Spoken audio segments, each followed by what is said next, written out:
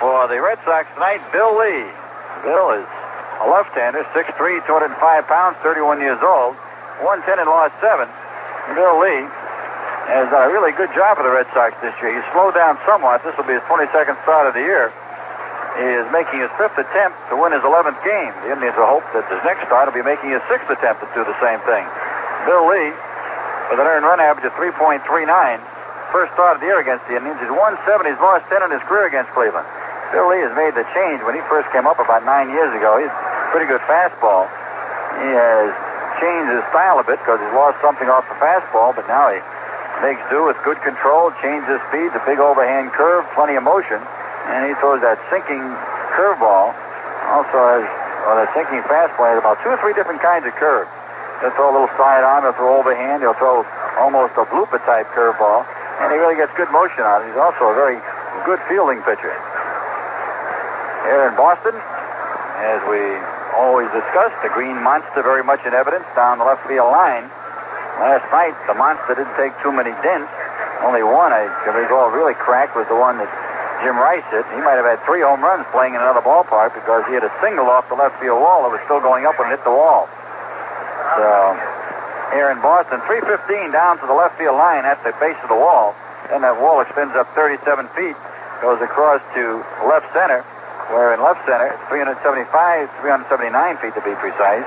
In center field, the bleacher wall is 17 feet high, and it's 420 feet just to the right of center. Down the right field line, 302 feet, but it goes out very quickly. And in front of the bullpens, it's 380 feet. And that bullpen wall, somewhere around 3.5 feet high. So Rick Manning set to go. Joe Tate set to go for us. And now here's Joe to tell you that it is a beautiful night for baseball. Thank you, Herb. Good evening, everybody. Manning, a left-hand batter, the center fielder, leading off 266, 3 homers, 38 RBIs, 2 for 4 last night with 2 runs scored. Bill Lee, the spaceman, winds and throws, fastball inside, ball 1. Rocky Calavito coaching at first, and Joe Nasick coaching at third. 82 degrees here in Boston under partly cloudy skies. Pitch to Manning, wrapped on the bounce, back to Burleson, going to his right at short, throws to first and got Manning for the out. Good play.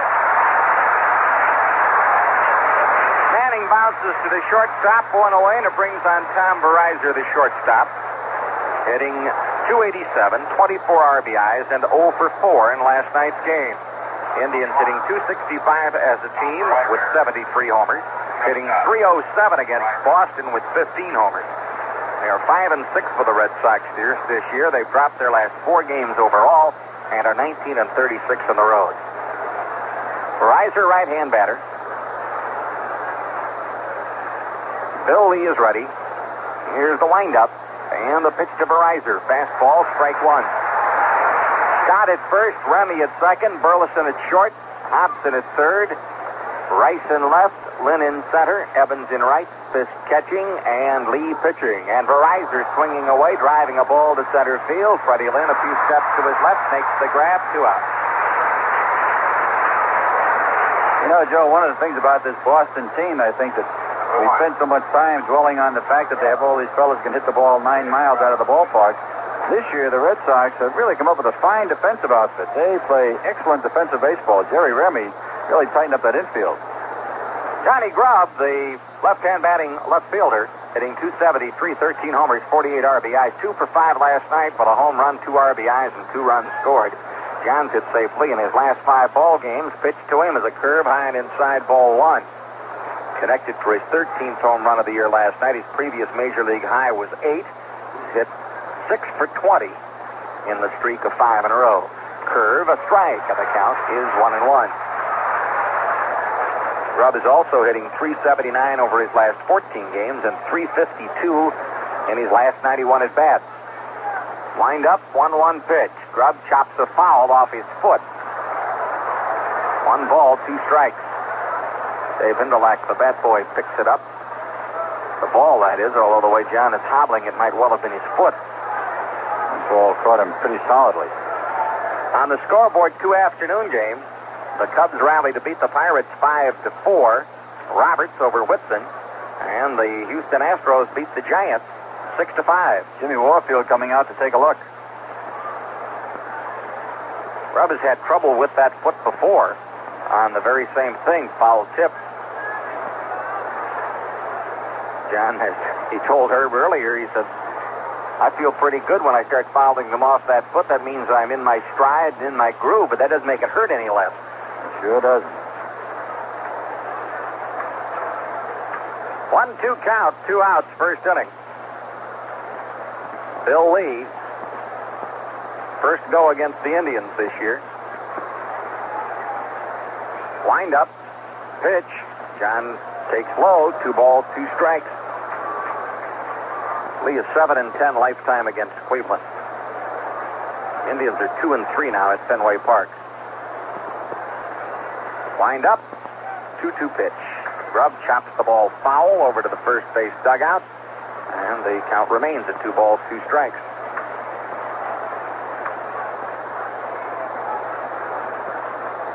Top of the first, 2 outs and nobody on.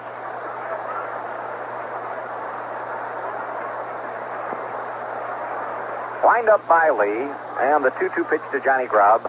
High fly ball down the right field line, cruising over Dwight Evans, getting under it, and makes the catch to retire the side. 3 up, 3 down at the end of 1/2 inning of play. Cleveland nothing, Boston coming to bat. You know, listening to Major League Baseball on 3WJ is a great way to follow the national pastime. But to really appreciate the game and the players' talents, at least once in a while, you should see a game in person. And those of us at 3WJ would like you to see the exciting Cleveland Indians on us during our Tribe Ticket Giveaway. All you have to do is send us your name, address, and phone number. And every Monday, Wednesday, and Friday during the noon news, we'll draw a name to win 2 tickets to an Indians home game of your choice. If your name is drawn, your tickets go into the mail that same day. And we won't stick you out in the left field bleachers, but in box seats, so you'll be right next to the action. To enter, send your name, address, and phone number on a postcard or letter to Tribe Tickets, 3WJ, P.O. Box 373, Johnstown, Ohio, 43031. Again, that's Tribe Tickets, P.O. Box 373, Johnstown, Ohio, 43031. To win 2 box seat tickets to a Cleveland Indians baseball game of your choice. Entries are limited to 1 per week, so enter today and let 3WJ take you out to the ball game.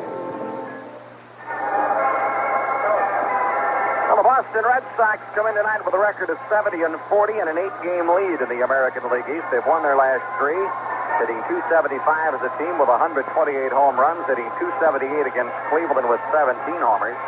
Their Fenway Park record is 41-11, 29-29 on the road. And it's going to be Johnny Pesky coaching at first base and Eddie Yost at third. Indians with Rick Wise on the mound go with Thornton at first, Kuiper at second, Veryzer at short, Bell at third, Grubb in left, Manning in center, Cox in right, Diaz catching, Rick Wise on the mound.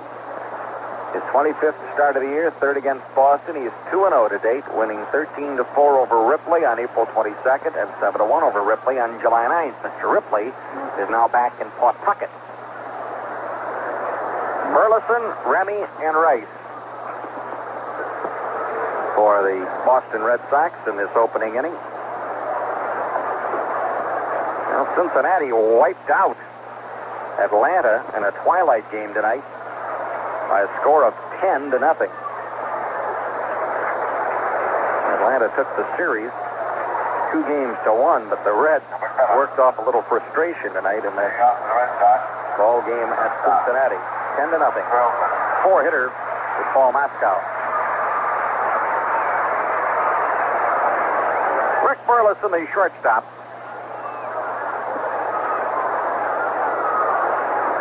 Burleson, a right-hand batter.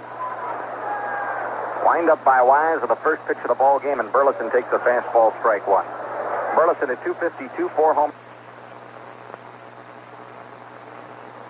Stay tuned for an important weather advice.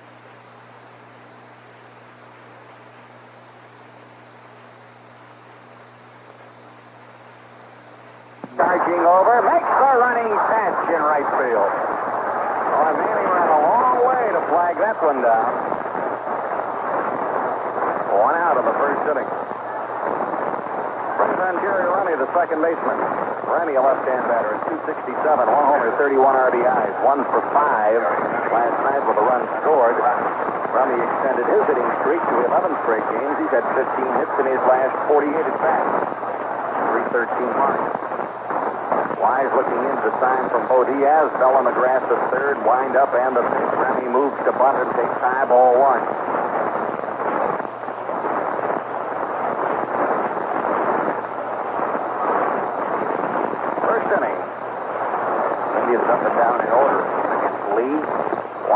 activity on against Wise for the Bo Sox. Pitch. That is low, and the count goes to ball 3. Jim Rice on deck.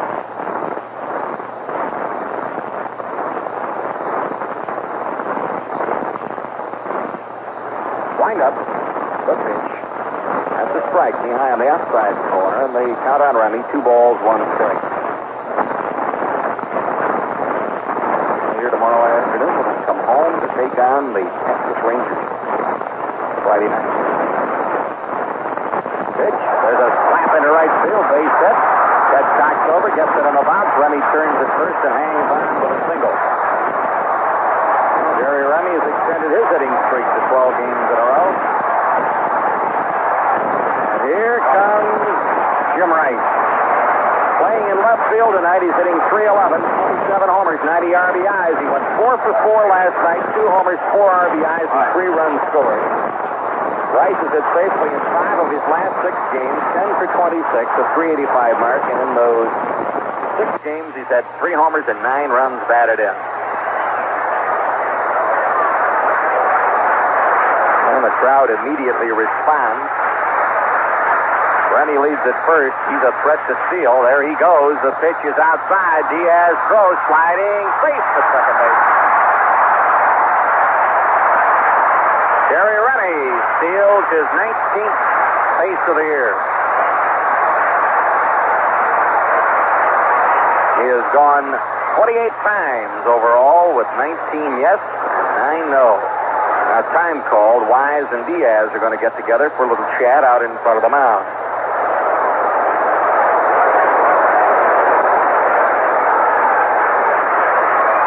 Home half of the first inning, and the Boston Red Sox trying to take the early lead.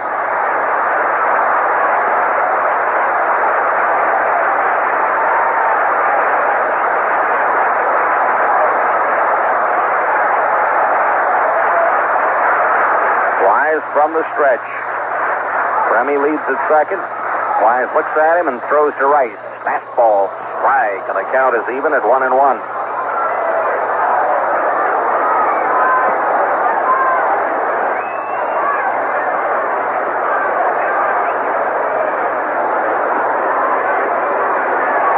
Here's the look. And the stretch. And the pitch to Rice. Pop foul. Back out of play. 1 ball, 2 strikes. Wednesday night. Busy night at the stadium. We're going to have a big fireworks display after the ball game. The final Indians fireworks display of the year. And a big behind-the-fence party that's open to the public prior to the ball game. Starts at 5:30. Single game Saturday and doubleheader on Sunday. Remy at second base. 1 out. The stretch. Wise ready with the 1-2 pitch to Jim Rice. Rice swings and misses. Struck him out. Rice fans, that is the first strikeout for Rick Wise. On the year, Rick has gone 165 in the third innings with 86 strikeouts, 49 walks. Here's Carl Yastrzemski. Yaz had to leave last night's ball game when he strained a back muscle, sliding on the wet grass and left, trying to set himself for a throw. He went 1 for 3 before he departed, now hitting .301 with 11 homers, 61 RBIs. Remy still at second with 2 outs. Wise the stretch. And the pitch to Yastrzemski. He takes high, ball 1. Carlton Fisk on deck.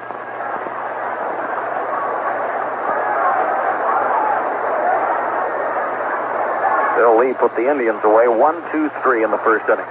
Now the Red Sox have a runner at second with 2 out of the home half. The stretch by Rick Wise. The look back to Remy. And the pitch. That is high. Ball 2 to the left-hand batting Carl Yastrzemski.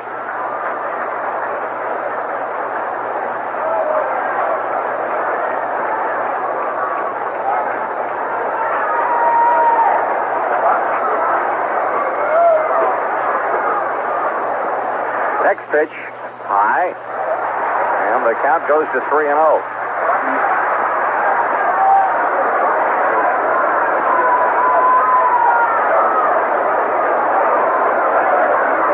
Wise looking in, getting the sign.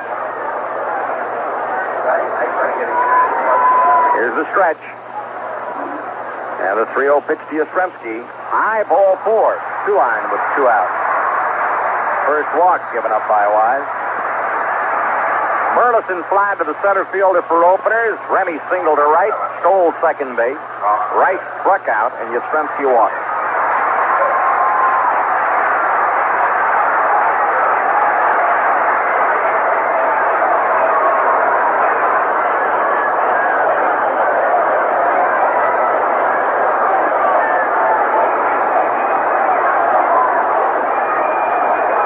Two on, 2 out.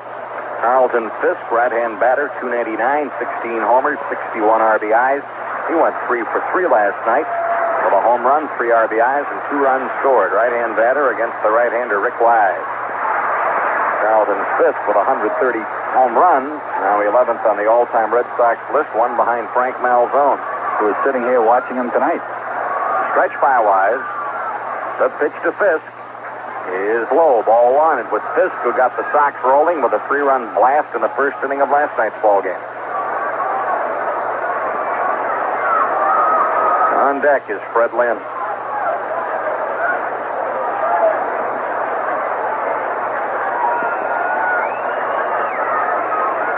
A stretch. And the 1-0 pitch. Fastball, strike of the letters. 1 ball, 1 strike. No score, home half of the first inning.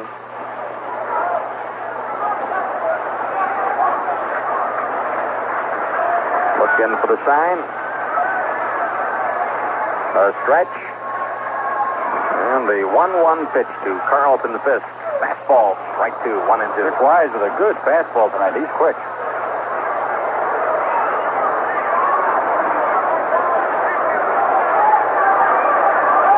Rick Wise, former Boston Red Soxer. Remy at second. Yastrzemski at first, 2 outs. Wise gets the sign from Diaz. Here's the stretch. Look back. And the 1-2 pitch to Fisk. Outside. 2 balls, 2 strikes.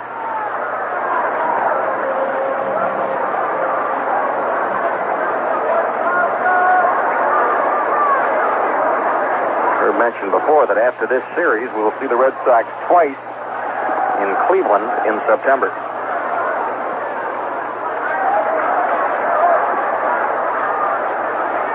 Look in for the sign by Wise. Now time called. Fisk steps back.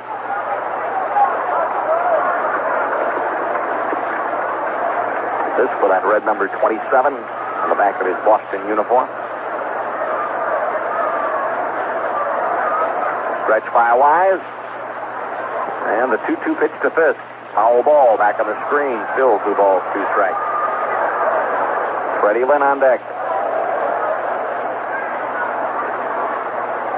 Red Sox 8 games over Milwaukee, 8.5 over New York, 10 over the Tigers, 10.5 over Baltimore.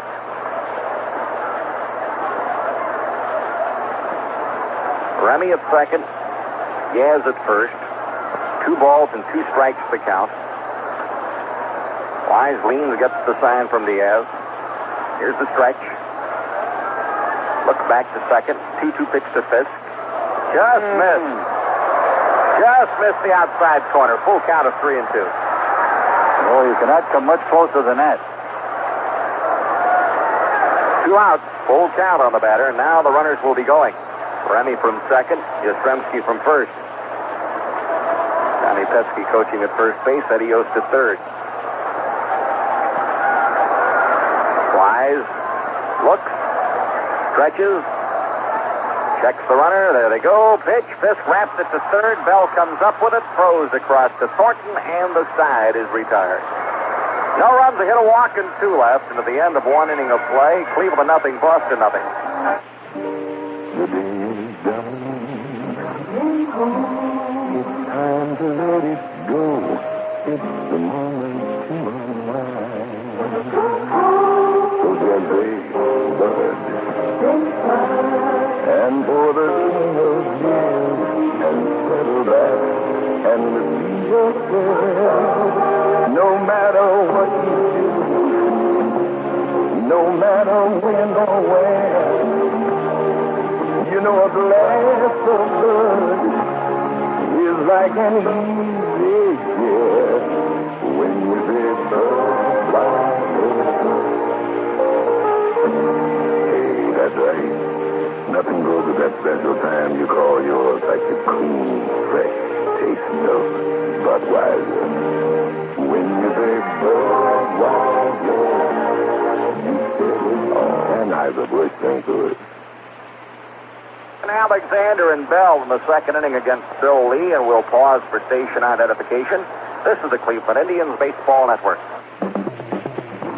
This is 3WJ, Central Ohio's home, and the Cleveland Cavaliers, Browns, and Indians. WWJ, Johnstown.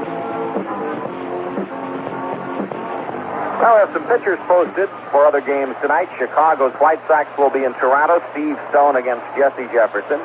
Kansas City moves into Baltimore. Larry Gora against Scott McGregor. And in the National League tonight, New York at Montreal. Swan against Fryman. There are 3 finals already on the board. And that shows the Cubs over the Pirates 5-4. Houston over the Giants 6-5. And Cincinnati clobbered Atlanta 10-0. Also, Ferguson Jenkins will be pitching tonight for the Texas Rangers in Detroit. His mound opponent will be young Kip Young.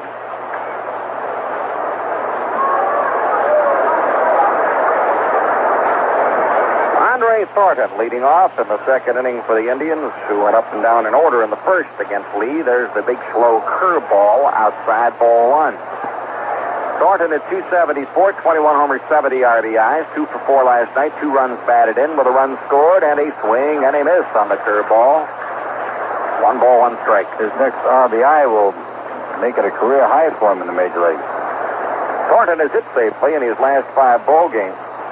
7th in home runs, 5th in RBIs, 4th in runs scored, 3rd in on-base percentage, 3rd in walks, 5th in slugging in the American League. Pitch, high fly ball to left, right to his left, getting under, back steps, and makes the catch. Thornton flies to left, 1 out. Brings up Gary Alexander, hitting .233 with 21 homers, 59 RBIs, 1 for 4 last night with a 2-run homer. Gary's hit safely in his last 4 ball games and also hit safely in 10 of his last 12 games. His 21st home run last night moved him into a tie for 7th in the American League in home runs, along with Andy Thornton. 1 out, 1 on. Frank Raskovic and Dick Palladino from Ashtabula in Ohio are in Boston here tonight. Here's the windup. And the pitch to Alexander. It is a strike on the inside corner, strike 1. They are on a tour of 10 cities for 10 ball games in 10 days. Cincinnati, Detroit, Toronto, Montreal, Boston, New York, Philadelphia, Baltimore, and Pittsburgh. Pitch, check swing, strike. Strike 2. They're the Spot Cafe Women's Ball team listening in tonight back in Ashtabula. Here's the windup, and the 2-strike pitch to Alexander. Foul ball back, and the count is still strike 2. Doug Shadell and his brother Jeff are here from Chesterland, Ohio, to cheer for the Tribe. Rick Sayers.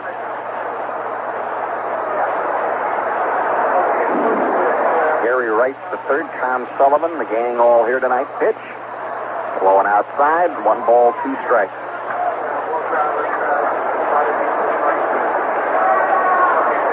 Top of the second, 1 out and nobody on. Bill Lee, the left-hander, winds up, 1-2 pitch. Curveball, just missed. 2 balls, 2 strikes. That was close. Hey, Rick's Rejects are here. Oh, they got their sign. They were parading all over the ballpark a while ago. Walt Andresi, Rich Drew, and Ed Schmertle.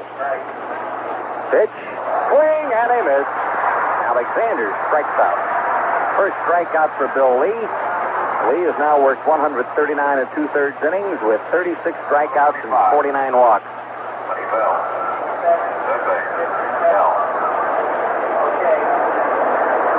Buddy Bell, third baseman, 302, 5 homers, 47 RBIs, 0 for 3 last night. Buddy's still 10th best in the American League in hitting. Bill Lee looks in for the sign from Carlton Fisk. Here's the windup and the pitch. And Buddy takes sign outside. Ball one. Duane Kuiper on deck. Scoreless ball game here in the second inning of play.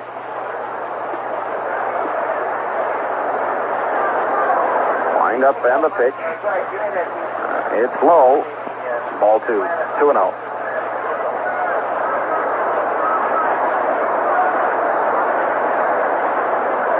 And the windup. 2-0 pitch to Buddy. Bell takes the strike, and the count is 2-1.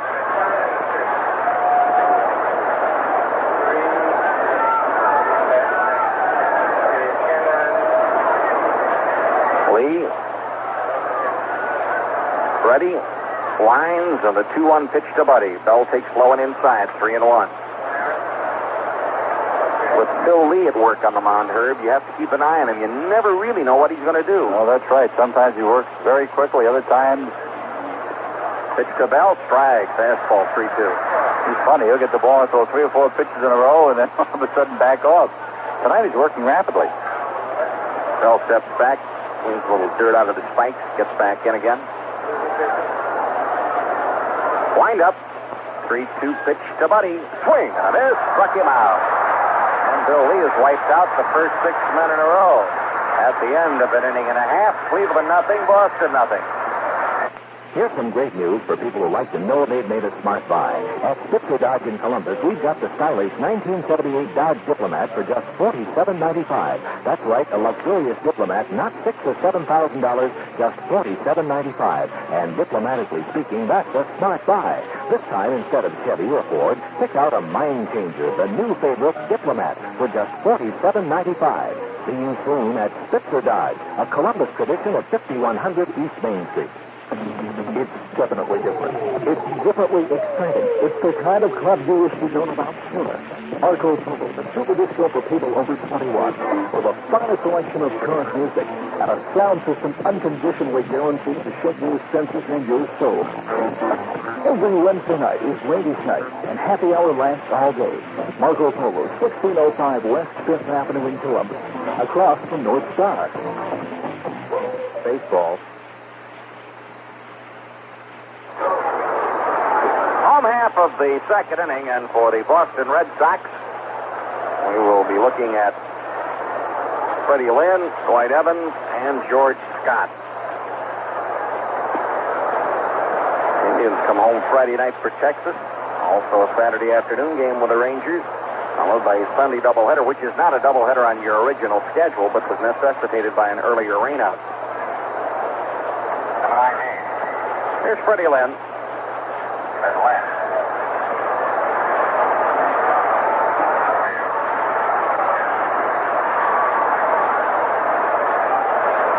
Lynn, a left-hand batter, hitting at .311, 18 homers, 60 RBIs, and he went 0 for 4 last night.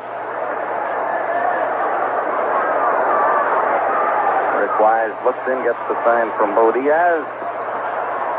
And here comes the wind-up and the pitch to Lynn. It is a strike. Strike 1.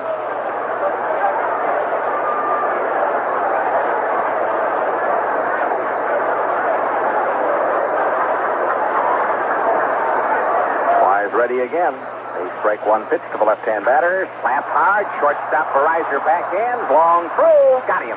Good play. Freddie Lynn out to the shortstop. 1 away in the second inning of play, and it brings on Dwight Evans.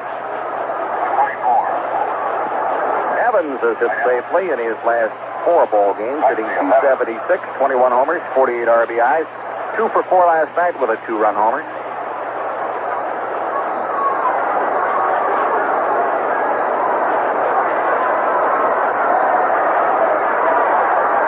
Wise all set. Winds up. Pitch. Fastball. Strike 1.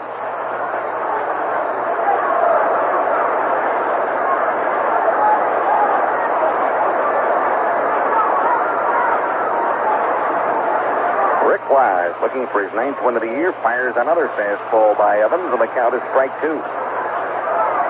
You're right, Herb. Wise has good fastball tonight. And he's been able to keep it down, which makes him even more effective because he also has a good hard slider down there. The other night in Texas, he was getting quite a few of the pitches up. The next pitch is a fastball low, and the count is 1-2.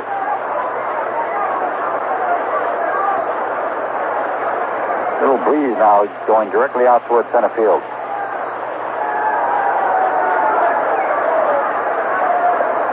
Now Evans steps back as Wise is ready to work.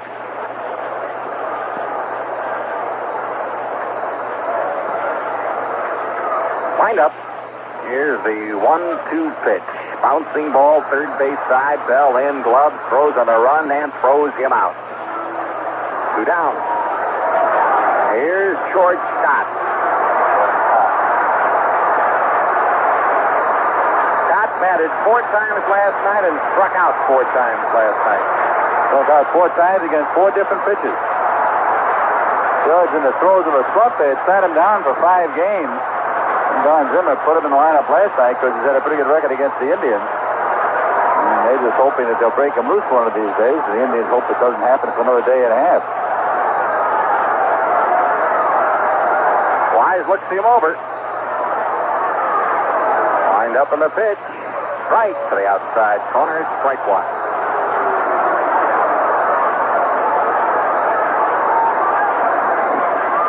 Home half of the second inning. Scoreless ball game at Fenway. The pitch. That's a strike. 1-2. Take it 0-2. No ball, 2 strikes.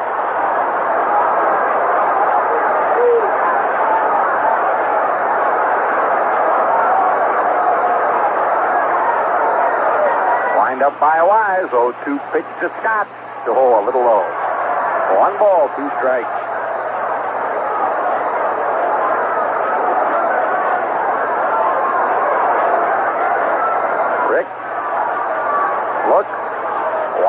Here comes the 1-2 pitch to the boomer. Outside. 2 balls, 2 strikes.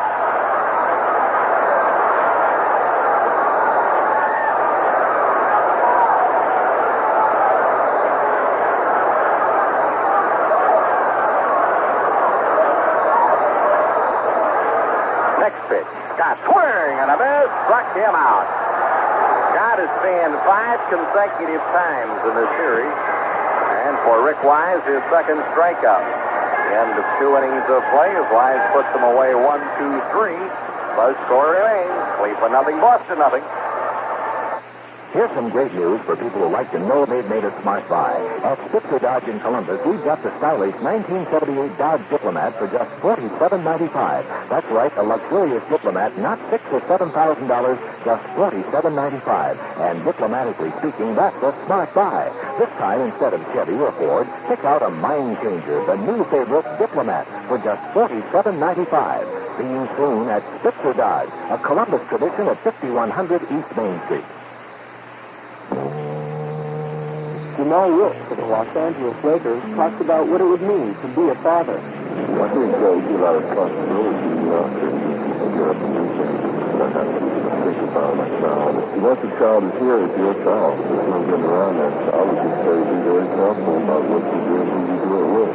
Childhood is not a game. Don't play around with it, unless it's from the U.S. Public Health Service.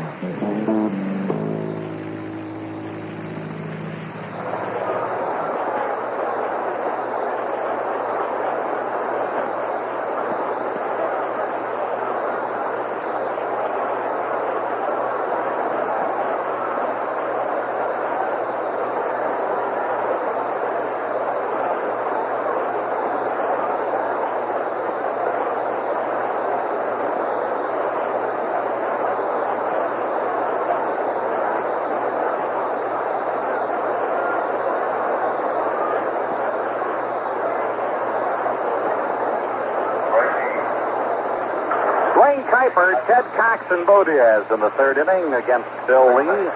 Kuiper hitting .282, 32 runs batted in, 0 for 4 last night. Left-hander against left-handers. Wind up by Lee in the first pitch to Duane Kuiper. Kuiper hits a long drive down the right field line. It is a foul ball. Oh, my. He's not going to come much closer to a home run. That was very close to number 2. That's not number 2 this year, folks. That's number 2 lifetime. high towering drive that was beyond the foul pole, but on the wrong side of it. Strike one the count.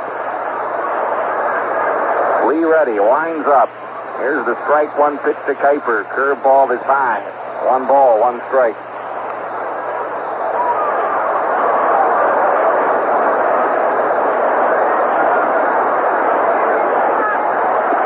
Pitch to Duane. He hits a fly ball to right field. Going back for it is Evans. Still going back, and he hauls it down. He picked the wrong park. He hits that in Cleveland. It's gone. That's right. 1 out.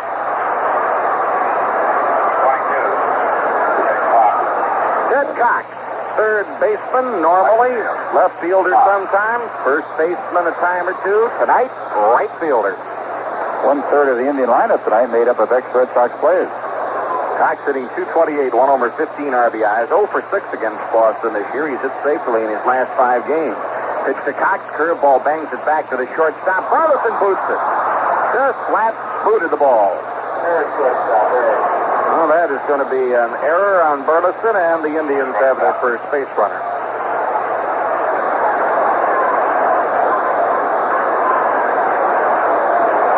Bo Diaz. Speaking of former Red Sox, here's another one. Hitting .231, 1 homer, 4 RBIs. He's been to bat 1 time against Boston this year and had a base hit.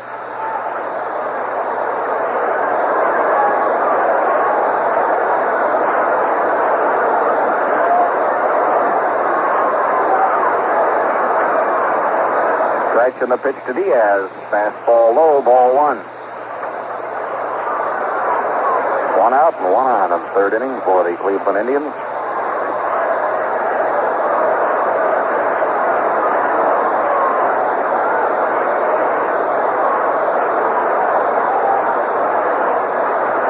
The stretch by Lee.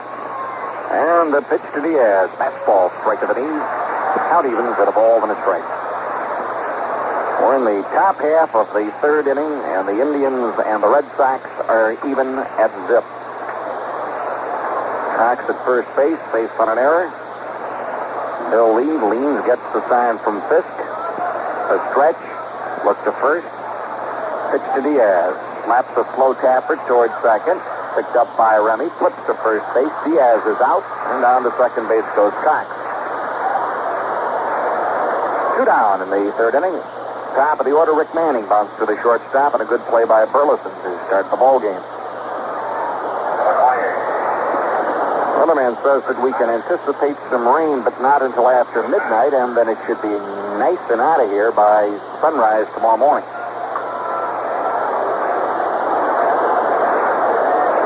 Two outs for the runner at second base here at the 3rd inning for the Indians. Manning at the moment hitting .265.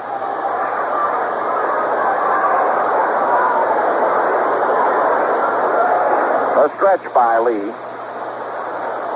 Look back to Cox. And the pitch to Manning. Rick hits the bouncing ball. Again back to Remy. Charges, grabs, and throws. Sides, retires. No runs, no hits, an error. And 1 man left on base. At the end of 2 1/2 innings of play, the score at Fenway, Cleveland nothing, Boston nothing. Here's some great news for people who like to know they've made a smart buy.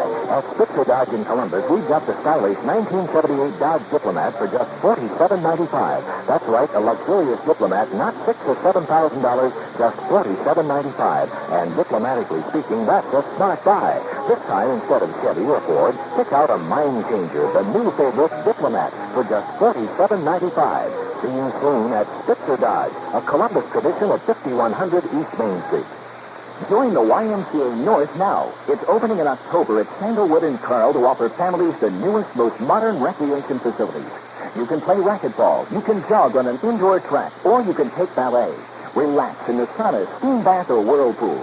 Bring the kids along, and they can take classes while you exercise. The Y even has a nursery facility. There are a limited number of family memberships. Join the YMCA North now. Call 885-4252 for details.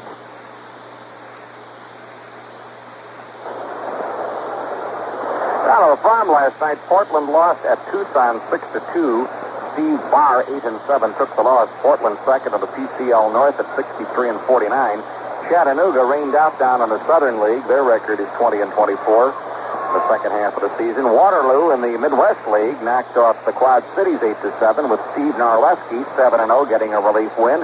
Catcher Tim Glass hit a 3-run homer, and Rocky Rauch also a solo shot. The Indians are 34-13, first place in the second half of the Midwest League season, and overall they are 75-39.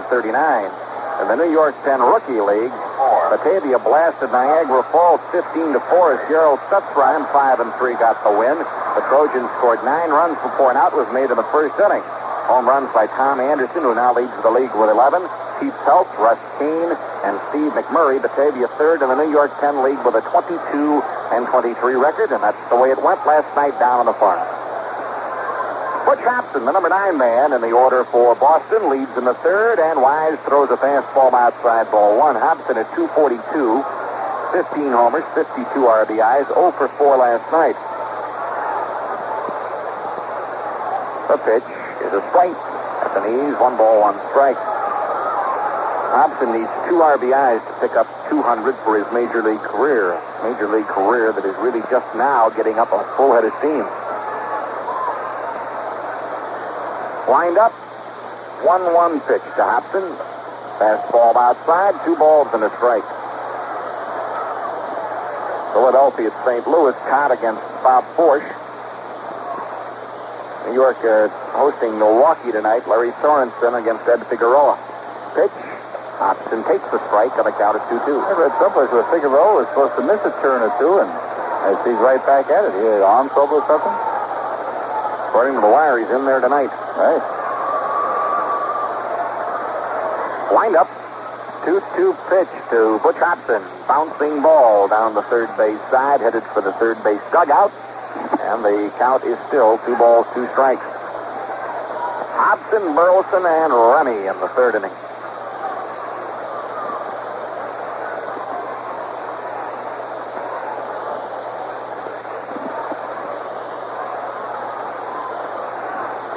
Look in for the sign. Here's the windup. And the 2-2 pitch to Hobson. High drive, left center field. It is going back, and it is off the wall. On one bounce to Manning, his throw back in. Hobson slides with a double.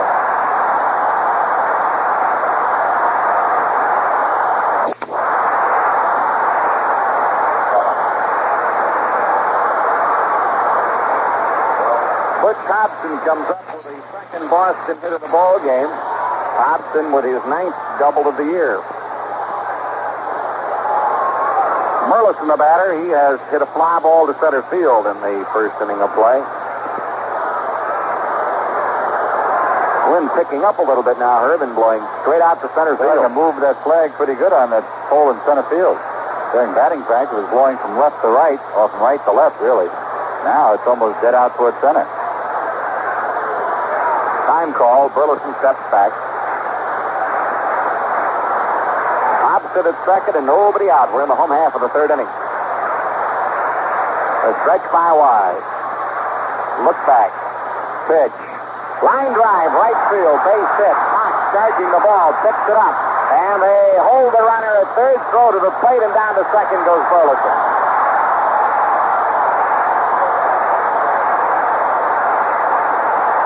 Line drive single to right field by Burleson. Cox charged the ball, and Eddie Yost put the brakes on Hobson at third.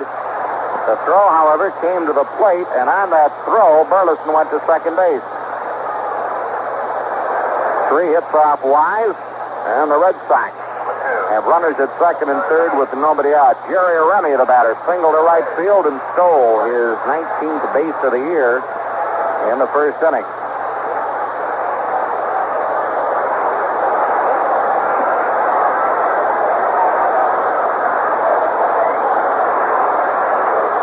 Burleson has now extended his hitting streak to 13 games in a row, and Remy has already extended his to 12. And the man on deck is Jim Rice, so things are not shaping up very happily here in the third inning. Indians having the infield drop back. A stretch by Wise, and a pitch. Pop foul, that'll get out of play on the left, strike 1. This early in the game, they'll concede the run at home plate rather than bring the infield in where the drive a ball through you, opening them up for a big inning. No score, but the Sox threaten in the home half of the third inning.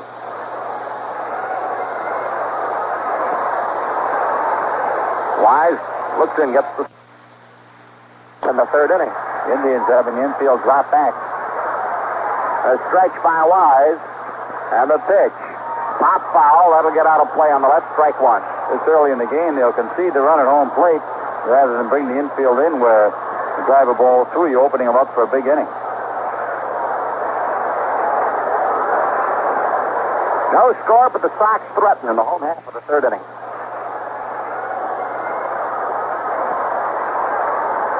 Wise looks in, gets the sign from Bo Diaz. Hobson at third, Burleson at second.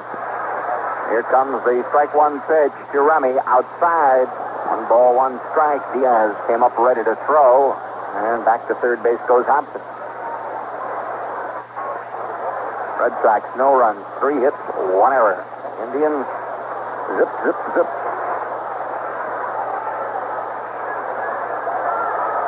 The look. The long look by Wise. The stretch. And the right-hander deals to the plate. Lines, fly ball, center field. Coming to get it is Manning. Makes the grab. Hobson bluffs off third. The throw comes to the mound to Thornton. And there's 1 out with runners at second and third. Greg Manning got in good position to throw that time, and they held him at third. That leaves it up to Jim Rice, and I guess if you're going to leave it up to somebody, Rice is a pretty good guy to leave it up to. There's 1 out and 2 men on. It's a tough situation with a left-hand batter coming up next. First base is open, but you walk Rice and pitch to Yastrzemski. A little tough. I guess that pretty well sums up why this ball club is 8 games ahead. Well, that's when you look all through this lineup, it's the same way. Rice struck out against Wise in the first inning.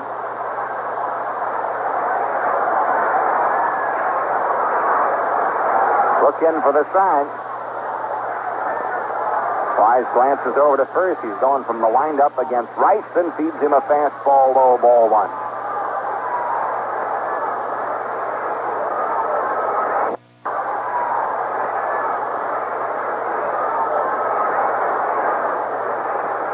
Third inning at Fenway, there is no score.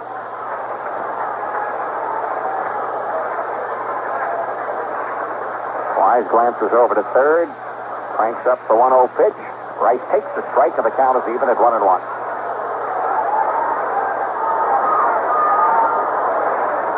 Jim Rice, 6'2", 205 from Anderson, South Carolina. Hit 2 home runs last night, the 14th time he's done it in his big league career. He'll do it a few more times before he's finished. Wind up, 1-1 pitch. Rice hits a drive deep to right. Going back is Teddy Cox. He'll catch the ball, but this time Hobson will score easily, and Burleson goes to third, 1-0. Well, he is just so strong. That ball out over the plate, he barely flicked his wrist at it, and he drove it to the warning path. For Rice, his 91st run batted in.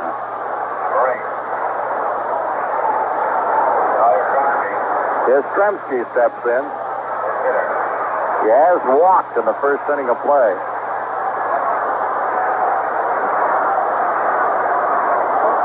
Burleson at third and 2 outs.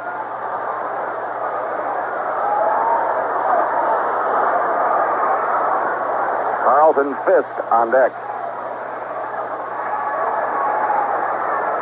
Wind up by Rick Wise. And the pitch. Fastball inside. Ball 1.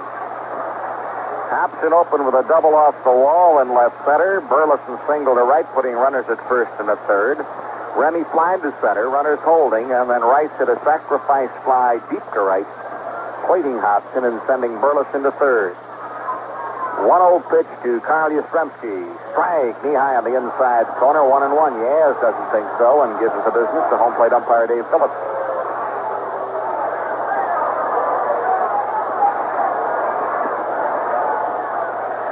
Thornton, Kuiper, Veryzer, and Bell first to third for the Indians. Grubb, Manning, and Cox left to right. Diaz catching, and on the mound, Rick Wise.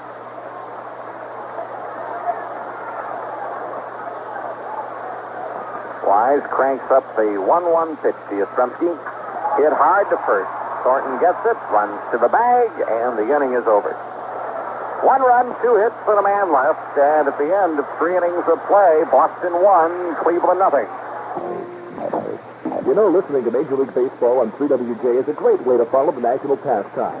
But to really appreciate the game and the players' talents, at least once in a while, you should see a game in person. And those of us at 3WJ would like you to see the exciting Cleveland Indians on us during our Tribe Ticket Giveaway. All you have to do is send us your name, address, and phone number. And every Monday, Wednesday, and Friday during the noon news, we'll draw a name to win 2 tickets to an Indians home game of your choice.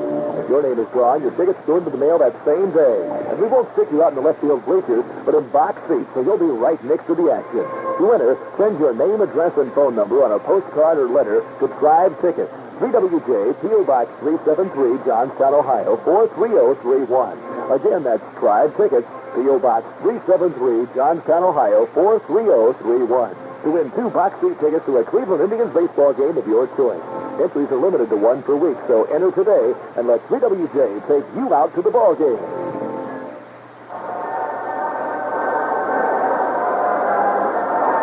On the scoreboard, the Cubs beat the Pirates 5-4. Houston edged San Francisco 6-5, and Cincinnati bombed Atlanta 10-0.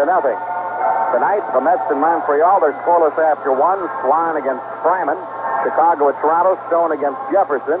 And in the second inning of play, it is Kansas City and Baltimore scoreless. Gura against McGregor. Inning number 4. Here's Herb's score. Thank you, Joe. Hi again, everybody. And as we get set to go on the air, we look around, and there's Max Patkin, one of the funny men in baseball. Still puts on his show all around baseball in the minor leagues, and does a great job. For the Cleveland Indians, we'll take a look at Veryzer, Grubb, and Thornton as they try to get something going against Bill Lee. Bill Lee winds it up. Right-handed, left-handed throws to the right-handed batter. A big, slow curveball. Ball 1. Are you sure Patkin isn't made out of silly putty? Oh, I'll tell you, he is the rubber man. Wind up. The pitch. Foul ball at home plate. 1 ball and a strike.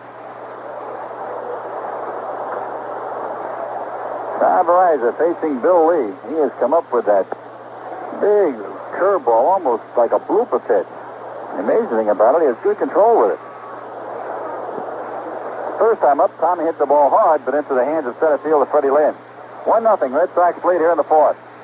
Line drive down the right field line, that's trouble. Evans going over, can't get to it. Grabs on the first bounce. Big turn at first, and Evans with good fielding fires back to the infield. And there's why we talk about Dwight Evans being the best defensive right field in the American League. Many right fielders in this league, that ball would have been a double. Not with Dwight Evans. Tommy Veryzer gets base hit number 1 for the Indians. 4th inning, they trail 1-0. Bill Lee facing Johnny Grubb. John flied to right field his only time up. Also banged a foul ball off his left instep, and he was in some pain for a while.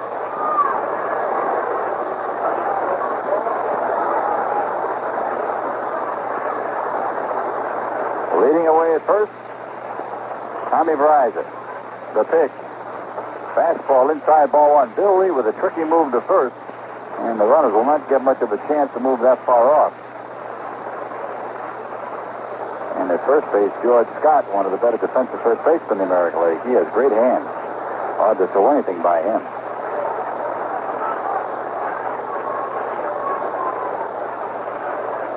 Throw to first, and a dive back safely. Indians not without their rooters here tonight. Have a note that Marge Curry and her family from Lakewood, Ohio, are here today.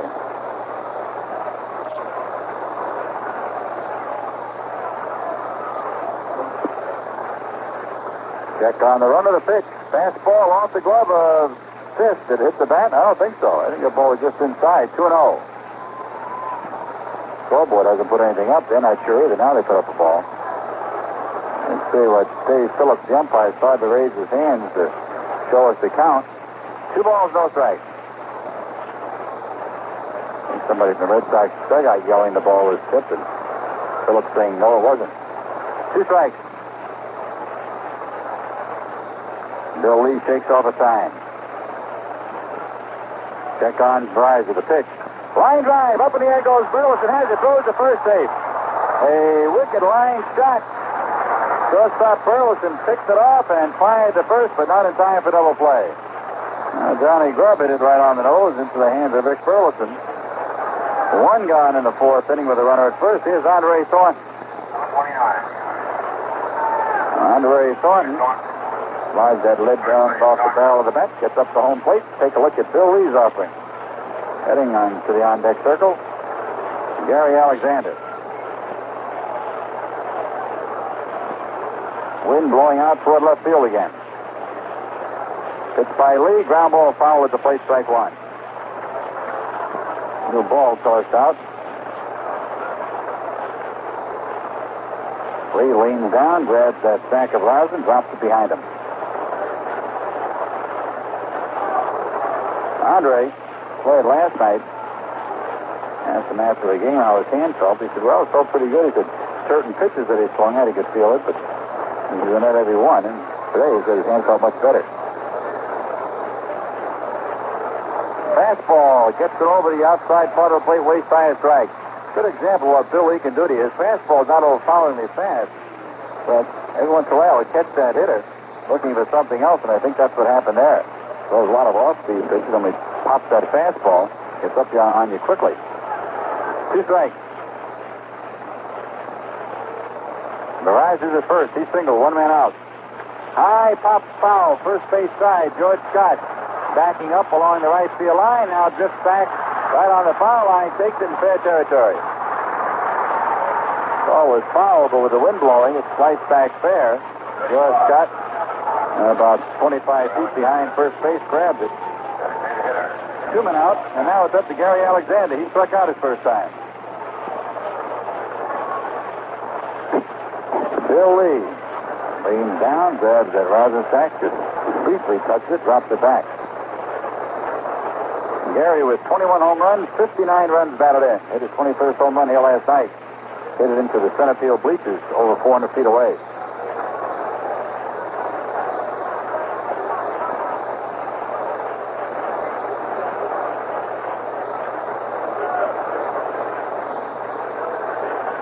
Lee checks on Veryzer. 1-0 Red Sox in the fourth.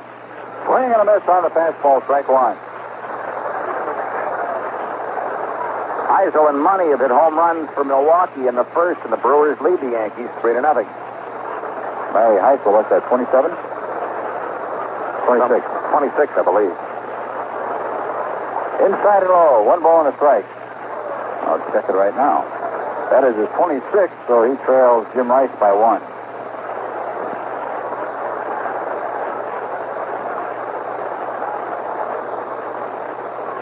One ball and a strike. Bill Lee checks on Tommy Veryzer. Inside and high, 2 balls a strike. Red Sox have a run on 3 hits. The Indians no runs on 1.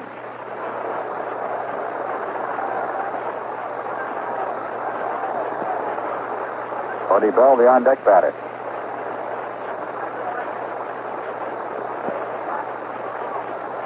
Two balls and a strike. Fastball, and it's a bit outside. Close, but no, says umpire Phillips. 3-1.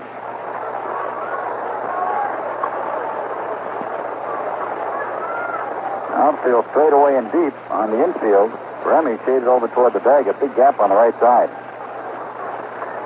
There's ball 4 low and outside. Well, the Indians have runners at first and at second with 2 men on, and Buddy Bell coming along. First walk given up by Lee. And meeting halfway at the mound, Lee and Fisk to toss things over. Buddy, his first time up, struck out. Bill Lee grabs that rosin sack, picks it up, throws it down. Now he shouts something out to the second baseman, Jerry Remy. Buddy's batting average, .301, 5 home runs, 47 runs batted in. Having himself a really fine season.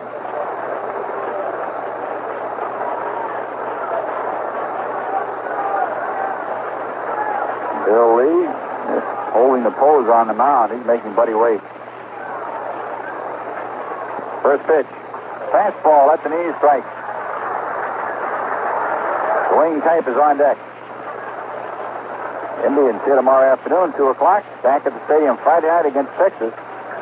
Behind the fence party open to everyone before the game. Starting at 5:30, $3.75 for all you can eat back at the fence. And then after the ball game, a big fireworks show.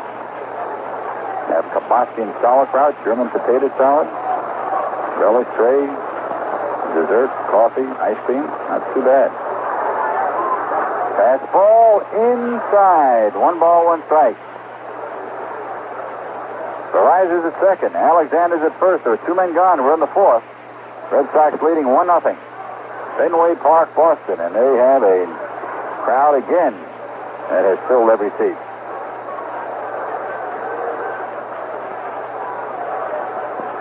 The pitch. Foul ball at home plate, rolling over near the on-deck position. Duane Kuiper picks it up. Ball 1, strike 2. David Clyde is taking a work out of the Indians bullpen. He'll pitch Saturday against the Rangers and John Matlack. Rangers in town Friday night, Saturday afternoon, a doubleheader on Sunday. And it's Banner Day Sunday, you folks that printed up your banners for the Banner Day was rained out. Bring them on down to the stadium Sunday. Buddy hits the ground ball third base side. Coming quickly is Hobson. He gloves it, throws, and gets him at first on a fine play. Butch Hobson came racing in, scooped that ball up, fired as he was falling, and just didn't nip him at first. I'll tell you, George Scott may not be hitting right now, but he helped that infield, and he took a long stretch and grabbed that ball.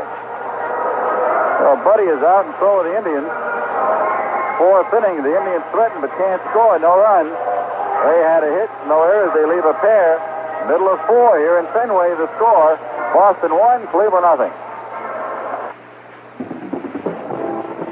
This is Dave Smith from Dave Smith Ford. We're over here in Petoskala, which is halfway between Columbus and Newark, on Route 16. And we will save you money on a new Ford, or as you've heard me say many times, I'll buy you 2 steak dinners. Now, right now, we're having our clearance sale, summer, whatever you want to call it, the end of the 78, get ready for the 79. So come on over. We will save you money on a new car. We'll need used cars. We have a good selection. So come on over and see us, and do your best. We will too. This is Edward Asner with a real front-page story about a most unusual place. A free, non-sectarian medical center benefiting men, women, and children everywhere. It's the City of Hope, and it offers hope to victims of catastrophic diseases.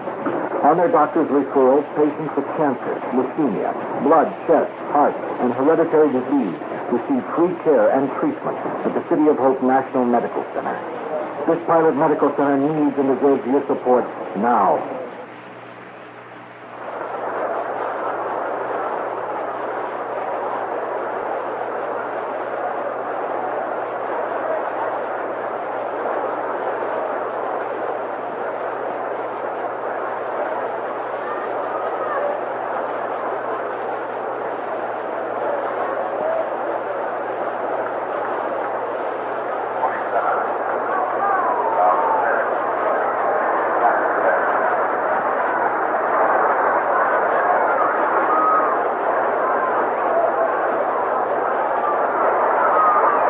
Carlton Fisk will lead it off for the Boston Red Sox as we move into the 4th inning. Fisk has grounded the third base his only time up. Big right-hand batter. 1-0.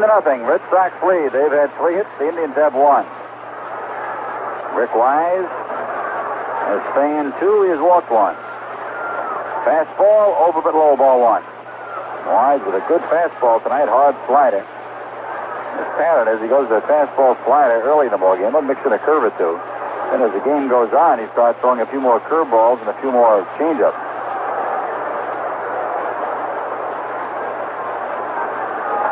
Wind up. Wise delivers. Down too low. 2-0. It'll be Fisk, Lynn, and Evans here in this inning.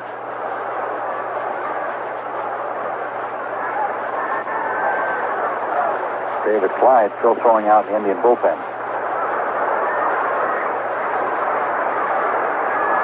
1-2 pitch. I should say 2-0 pitch. Up too high. 3-0. And Carlton Fisk walks out of the batter's box. Looks to Eddie Yost, the coach at third.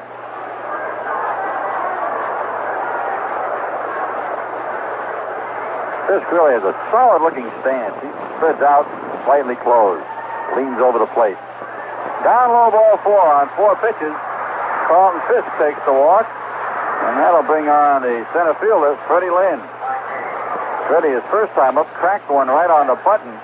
One hop to the shortstop, Tom Veryzer, who backhanded it and threw him out.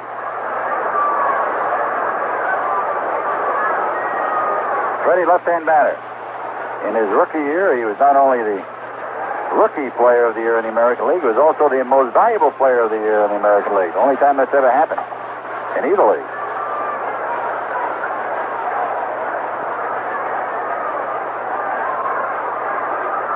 The pitch. Hard hit ball. Second base side. Grabbed by Kuiper. Throws to second. They get one. No chance at first. Duane Kuiper going to his left. Grabbed that ball. Spun around and nailed the runner at second. Fielder's choice. 4-6 on the out at second. Good play by Kuiper twice tonight. Freddie Lynn has hit the ball hard. And twice he's come up short. Here's Dwight Evans. He grounded out to Buddy Bell his only time up. Right-hand batter, 21 home runs to Evans, 48 runs batted in. Batting average of .275, having a very solid season.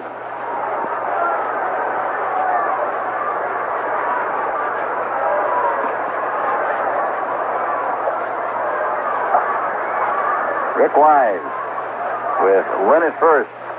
The pitch. Strike at the knees. Good fastball. Freddie Lynn has stolen twice this year, been caught 4 times. Red Sox, not a running team. Stolen base by Remy earlier was his 19th and only the 49th for the Red Sox.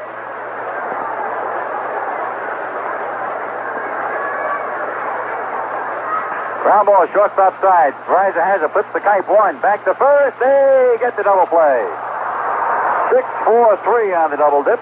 And for the Red Sox, the 4th inning, no runs, no hits, no errors, none left. And at the end of 4 here in Fenway, the score. The Red Sox won, the Indians nothing.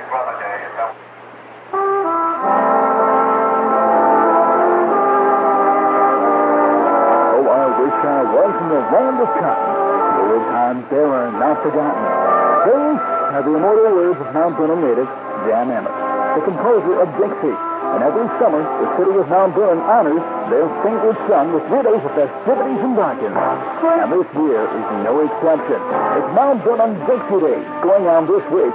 And 3WG would like to invite you to stop by Mount Vernon, take advantage of the food, fun, and games of this year's Dixie Day. We'll be broadcasting live from some of the favorite merchants in town, and we'll be there just about every day of the week. So we hope you'll stop by, too. Dixie Day in Mount Vernon. Brought to you this year by Lucas Appliance, Merlin Norman Cosmetics, G.R. Smith & Company Hardware, Sears, Maker Shoes, Mavis Sporting Goods, and Ringwalks Department Store in Mount Vernon. It's Dixie Day.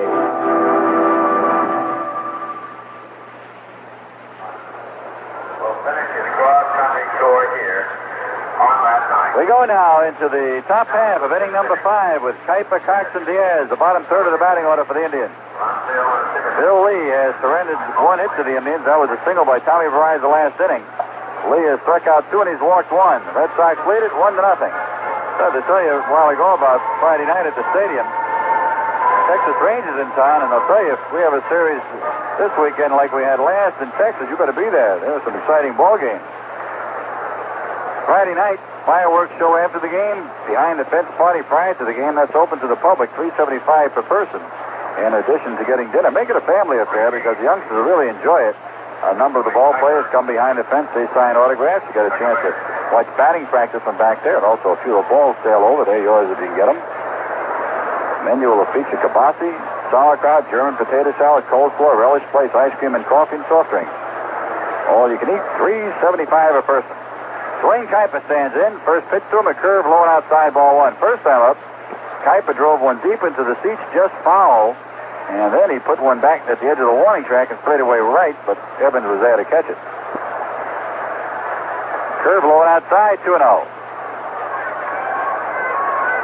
On Sunday, in addition to Banner Day, which you'll have a chance to make your banners and parade around between games and get prizes for that. Inside, corner strike with a fastball. A doubleheader starting at 1 o'clock. It'll also be team picture day. Everybody attending the doubleheader that day gets a team picture of the Indians, including autographs on the picture, suitable for framing. Foul tip at home plate, 2-2. Umpire Phillips examines the ball and says, we can't use it again. Let's throw it out.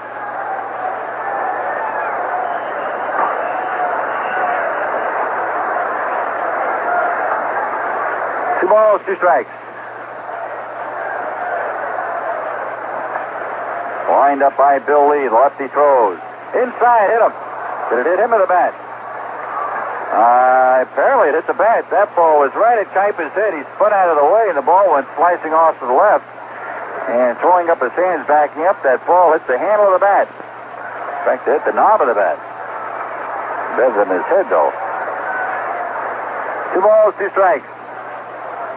Curveball, bounce foul, first base side. Count remains 2-2. Duane Kuiper batting at .281. No home runs, 32 runs batted in. Big gap for him in right center field.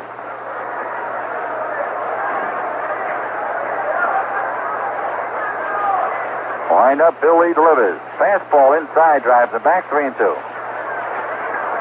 Lee dropped downside on that time. The ball sailed right in on Kuiper.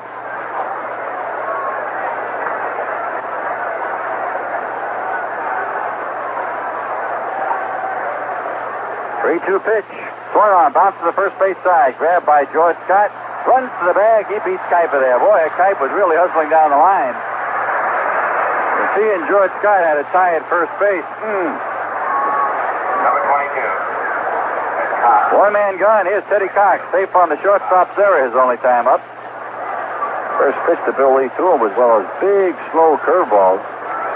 He hit it right at the shortstop, routine ground ball. And Rick Burleson, one of the better defensive shortstops in the league, just boots it. That's all. Just kicked it all over. Pitch by Lee. Big, slow curve again, hit to the shortstop. Grabbed this time by Burleson. Throws across and gets him. Well, Bill Lee figures he got him the first time that way. He'll come right back, and he did. 6-3 on the out. Two men down in the fifth. Bo Diaz the batter. Bo has grounded to second his only time up. Number 16. Bo Diaz. The catcher. Diaz. Bo Diaz. Started the season playing in his second game. Broke his ankle sliding into second base at Kansas City. He has come back really well from that injury. A lot of folks figured he wouldn't play at all this year. Fastball, strike over the inside corner.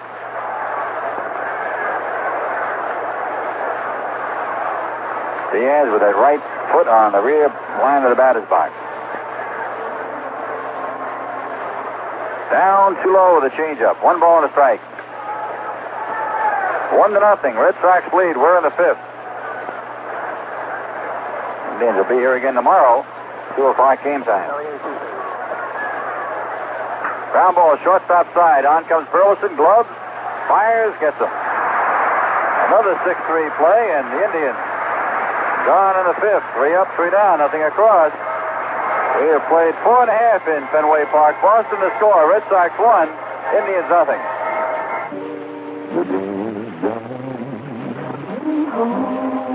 Time to let it go. It's the moment to when they bird and for the summer and settle back and leave yourself.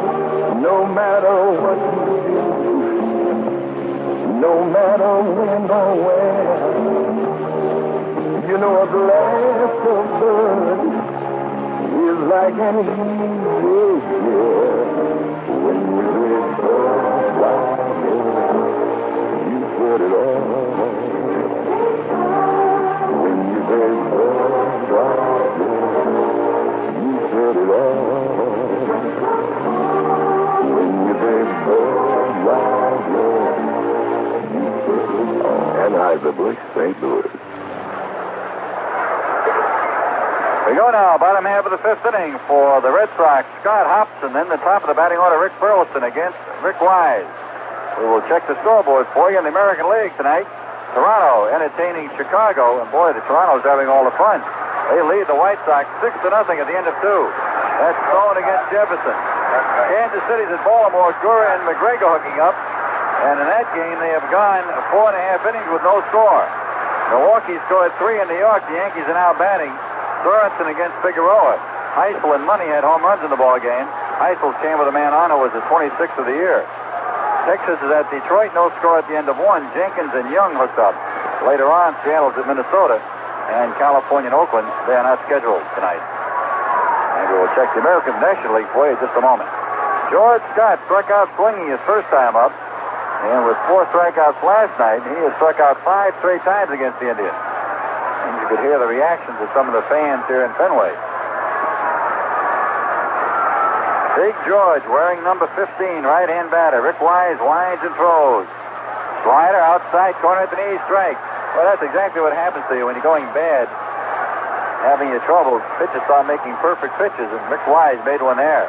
Knee high to the outside corner. Slider missed outside this time, 2-0. We'll make it 1-1. Yankees scored 2 in the first inning. It's now Milwaukee 3, the Yankees 2. They played just 1. 1 ball and a strike. Rick Wise winds and throws. Curveball chops to third. Buddy Bell has it. A long throw across. George Scott is out. 1 man up, 1 man down in the 5th. National League this afternoon, the Pirates played at Chicago. And before 23,310, the Cubs, coming from behind, beat the Pirates 5-4. Houston was at San Francisco this afternoon, and the Houston Astros beat the Giants 6-5. Tonight, this afternoon, Cincinnati down Atlanta 10-0. Line drive off the bat of Butch Hobson right at Duane Kuiper. 2 men out. A rocket shot. 1 half step to Kuiper's left. 2 men down quickly in the 5th. And Rick Burleson, he has flied to center, single to right. Philadelphia's at St. Louis tonight. Cotton against Barry Force. No score yet. In fact, the game's just getting underway. New York and Montreal, they played 2. Montreal leads 2-1 in Montreal. And later on, the Padres at the Dodgers. Rick Burleson, batting average 253, 4 home runs, 40 RBIs. Fastball right through the middle of strike. Burleson's base hit extended his hitting streak to 13 games.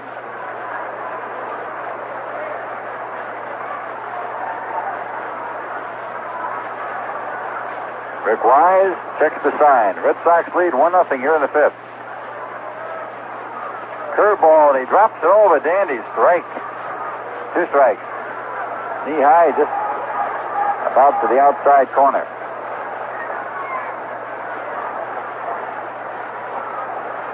Rick Wise ready to go again. 2-strike delivery. Inside and low. Ball 1, strike 2. 2 men out here in the 5th. Red Sox have scored a run. That was back in the 3rd, and that's the only score of the ball game. Contrast to last night's action. Ball was flying everywhere last night. Red Sox won it 9-7. Outside and low with a curve. 2 balls, 2 strikes.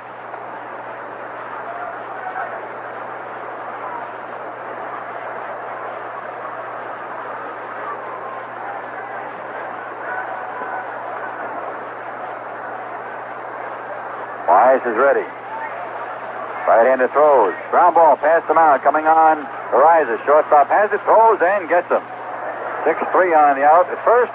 And in the 5th inning, the Red Sox go 1, 2, 3. 5 in a row polished off by Wise. And at the end of 5 here in Boston, it's Boston 1, Cleveland 0.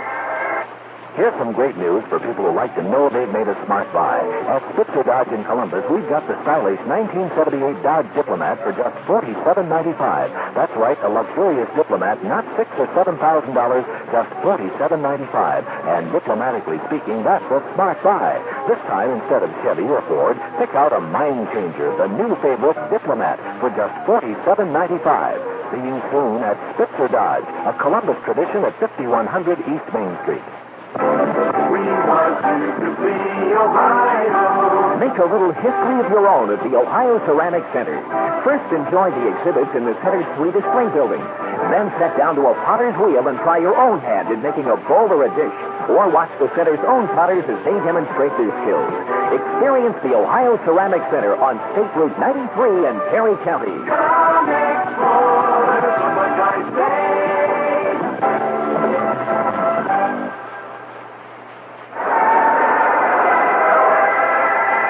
Sixth inning, the Indians will come along with the top of the batting order. Manning, Veryzer, and Grubb. Before that has happened, let's pause for station identification. This is the Cleveland Indians Baseball Network. This is 3WJ, Central Ohio's home, and the Cleveland Cavaliers, Browns, and Indians. WWJ, Johnstown. Standing in, Rick Manning. He will face Bill Lee. First 2 times up, Manning grounded to short and bounced to second. Bill Lee leans down, touches up that sack of rosin, does a couple of back-stretching exercises, and he's ready to work. 1 run, 3 hits, an error for Boston. No runs, 1 hit, no errors for the Indians. In 5 innings of play, the Indians have stranded 3. The Red Sox have left 4. Bill Lee winds it up. Fastball, strike right through the middle at the knees. Manning hitting at .264 with 3 home runs, 38 RBIs. Bouncing ball fouled at home plate. We've been talking about the Texas Rangers coming in over the weekend. And after that weekend series, Minnesota comes in, Rod Carew and company. Rod Carew has gone over night before last and had dropped out of the batting leadership. But Rod Carew came right back to last night, had 4 hits and 5 at-bats, and he's leading the league again, batting at .329. He'll be at the stadium Monday night. High pop-up, third base side foul, waiting for it. Butch Hobson behind the coach's box, 1 man out. So next Monday night at the stadium, it'll be a family night affair, and you know what that means. Head of the household, a full price. Here's Tommy Veryzer, had a base hit his last time up, single to right. First time up, hit the ball right on the nose, but into the hands of Fred Lynn in center field. Tommy batting at .288. 24 runs batted in, looking for his first home run. Fastball, strike at the knees. This would be a nice time to find that first home run. Indians trail 1-0. On deck, Johnny Grubb. 6th inning. Lee delivers. Strike 2, fastball knee high, inside corner. Bill Lee with pinpoint control. He has moved the ball around well. Changing speeds. Lee making his 22nd start. He's had 7 complete games. 1 shutout. Ground ball back to the mound and into center field, a base hit. Bill Lee ducked under that ball. I think he was going to try and field it with his glove behind his back because his follow-through had carried him over to the third base side, but he couldn't get back in position. Remember a couple of years ago, Joe, the play he made? Yes. I don't know how he did it yet. Falling to the third base side, he had his right hand behind him somehow, and he caught the ball. So Tommy Veryzer gets his 2nd hit, and that's the 2nd hit for the Indians, so he has been the total offense thus far. Here's John Grubb. Flying to right and drove a line shot right at the shortstop. 0 for 2.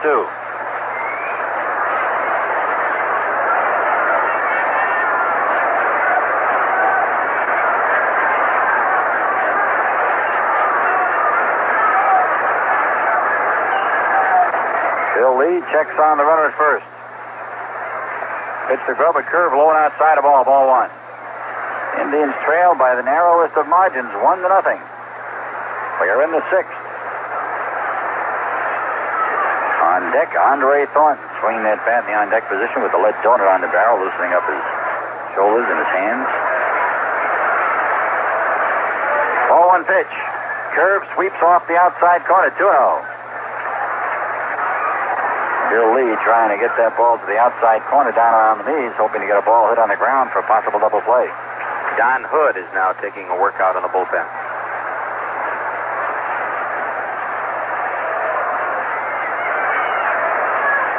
2-0 pitch. 3-0. The fastball was low. Grubb backs away, checks with Joe Nosick. George Scott is first base, holding against Tom Veryzer. 3 balls, no strikes.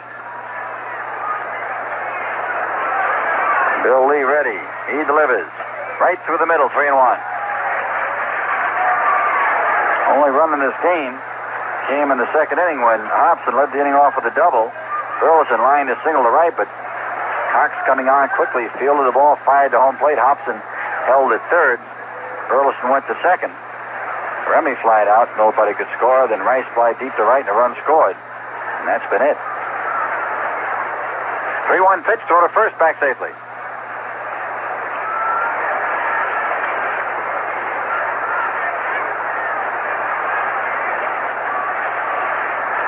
Bill Lee checks on the runner. 3-1. Inside, ball 4. The Indians have 2 men on with a man out, and Andre Thornton heading to the plate. And that is going to stir the bullpen on the Red Sox side. The phone looks like it is ringing. Now, how does the phone look like it's ringing? I should have said there's somebody going over to where the phone is on the wall. That's all right. Here comes Al Jackson, the pitching coach. He's going to have a talk with Bill Lee.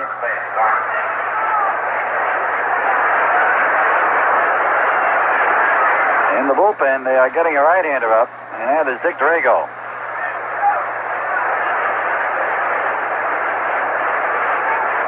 Al Jackson, the pitching coach, having a chat with Bill Lee, and on the conversation, Carlton Fisk, waiting at home plate, Andre Thornton. Walk to Grubb was the second, as Lee is allowed. He walked Alexander in the 4th inning. We are in the 6th, 1-0. Boston leads. The Indians threaten with a man out and 2 men on. Dave Phillips, the umpire at home plate. Come on, fellas, let's go. Jackson had gone back to the dugout. Fisk stayed on the mound for some further conversation. Andre, 272 batting average, 21 home runs, 70 runs batted in. He is flying to left. He's popped the first in this game. Outfield swung to the left, deep. In left field, Rice doesn't play that deep because can't go back very far here with that green monster. Big, slow curve is high, ball 1. Left field this year can play a little more shallow. They figure the ball hit over the head is going to hit that wall anyway, and I'll just play it off.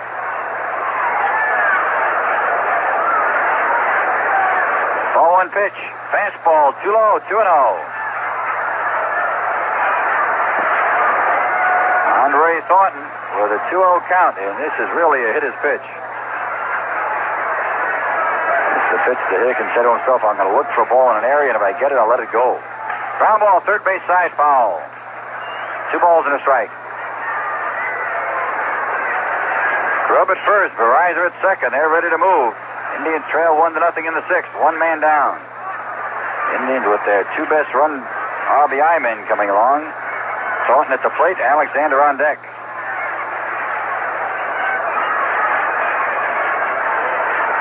Wind is still blowing out toward left center. 2-1 pitch, a line drive, left field. Rice is over, and he makes the grab. Throw to second base, back safely Veryzer. A line smash about 2 steps to the right of Rice, and he got over to grab it. Line drive into the hands of the left fielder. 2 men are out, and now it'll be Gary Alexander. Gary has struck out swinging, he has walked. Veryzer's at second, Grubb's at first, and now 2 men are gone. Indians have 2 hits in the game. Tommy Veryzer has them both. Oddly enough, in the 4th inning, Veryzer had a hit, and Bill Lee walked a man. Here in the 6th, Veryzer's had a hit. Bill Lee has walked another. He's only walked 2 and given up 2 hits.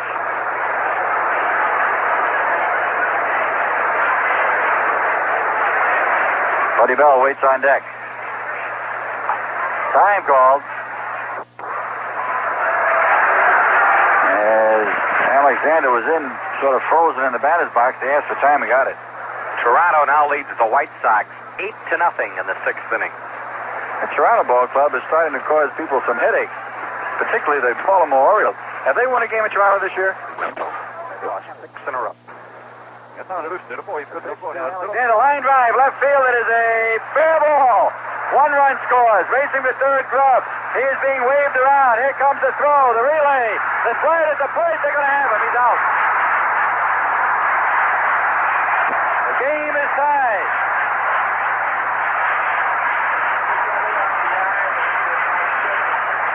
There'll be a single for Gary Alexander. He gets his 60th RBI. And the out. He'll score that a double. They'll score that a double for him. A double. Make it a two-base hit.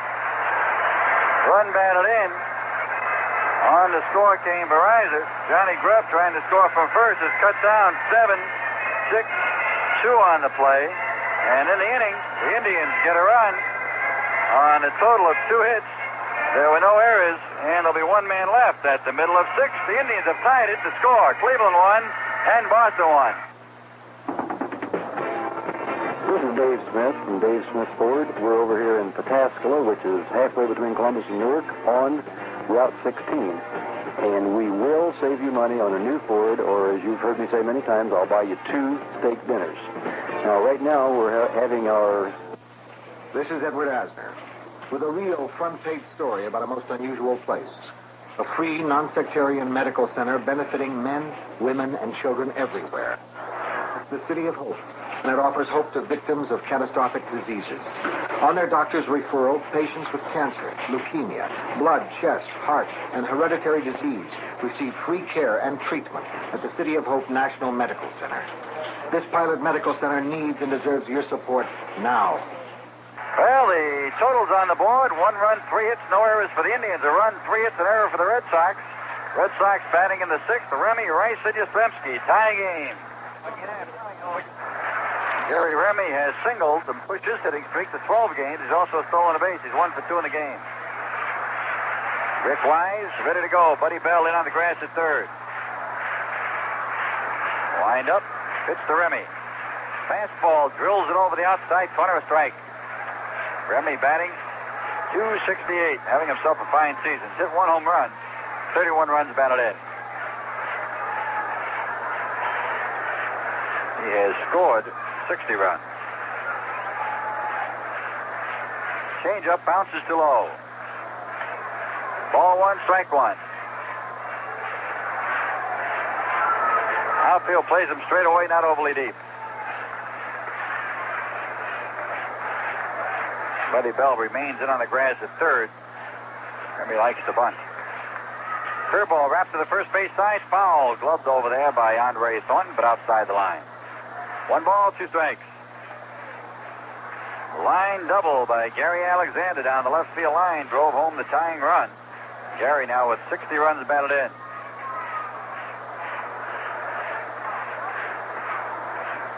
Remy, Rice, and Yastrzemski in this inning.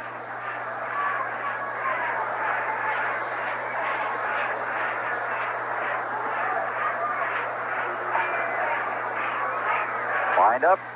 1-2 pitch. Bouncing ball, second base side. Kuiper to his left on the outfield grass. Has it. Throws to Wise covering. They make the play. Rick Wise off the mound quickly. And Remy tossed out 4-1. 1 gone. Jim Rice, he struck out swinging. Drove a ball deep to right center with a runner at third to drive in a run, so he's 0 for 1 officially. And Rice now takes the leadership in RBIs in the American League at 91. He was tied with Jason Thompson at 90.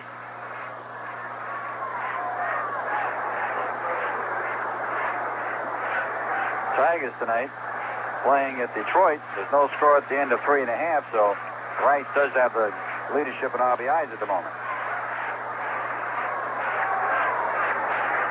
Right hand batter deep in the batter's box. Wind up. Wise delivers. Line drive. Grabbed off the glove and dropped by Veryzer. Safe at first. Holy smokes. That is a base hit all the way. That was a rocket shot. I'm going to tell you, Tommy Veryzer showed a little courage trying to get in front of that ball. He went streaking to his left. Ball came up. I don't know whether it hit the glove or his chest. Bounced off. There's no way he could hold it. Base hit. That is only the 4th hit off Rick Wise. Here's Carl Yastrzemski with a man out in the 6th inning. Yes, has walked and grounded to first. Seattle 4, Minnesota nothing. That's at the end of 1 inning in Minnesota. Danny Maya had a home run. 7th of the year, the first with the 2 men on. Yankees trail Milwaukee 3-2. Yankees batting in the 2nd. They're in New York. Pitch to Yaz is up too high, ball one. Kansas City and Baltimore scoreless at the bottom of the sixth inning. Baltimore batting.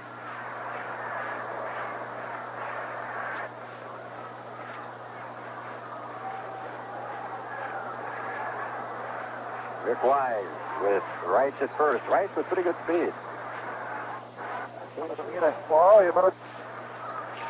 He's not exactly a threat to steal, although he has stolen 4 bases in 7 attempts.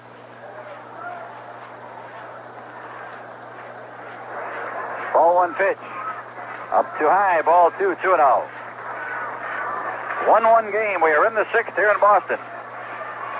Another good crowd on hand. And I should say that every time they come here, they're averaging 29,412. Ballpark seats just over 32,000. So they put a capacity crowd almost every night. 2-0. Strike at the knees, fastball. He drilled it over that outside corner knee high. Bo Diaz moved out to sit on that outside corner, and Rick Wise placed it perfectly.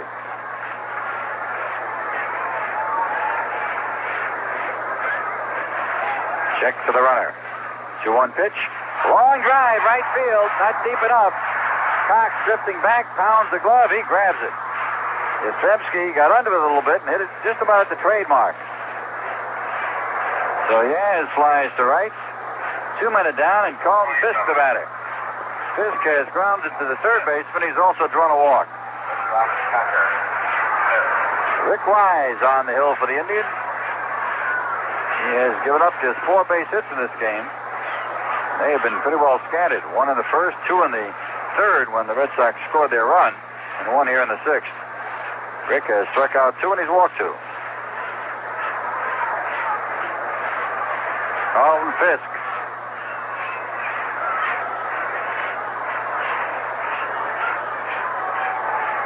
There's that wide stance, and it slightly closes. Right foot on the rear line of the batter's box, his front foot right on the inside line. There goes the runner, pitches high. Go to second base, it's low and into center field. Rice racing for third. Up with the ball, Manning. He'll just throw it into second. Stolen base, and error on the throw by the catcher, Diaz. Oh, Jimmy Rice steals his 5th base of the year. He's 5 out of 8. And when the throw goes through, Rice up quickly. Race to third. An error charge to Bo Diaz. Second stolen base of the night for the Red Sox, and they have 50 on the year. They've had 50, and they've been caught 37 times. See now, the Indians on the year have stolen 53 and been caught 47 times. The opponents have now stolen 104 bases against the Indians, and they've been nailed 40 times.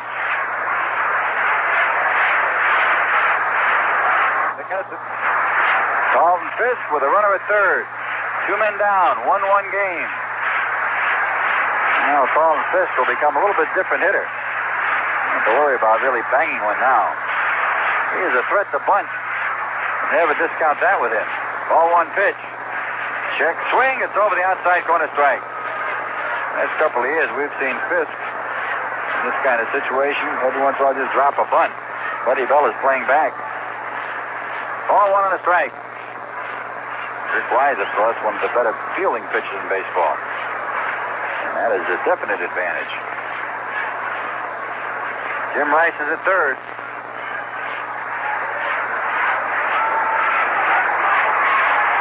Wind up, pitch to Fisk.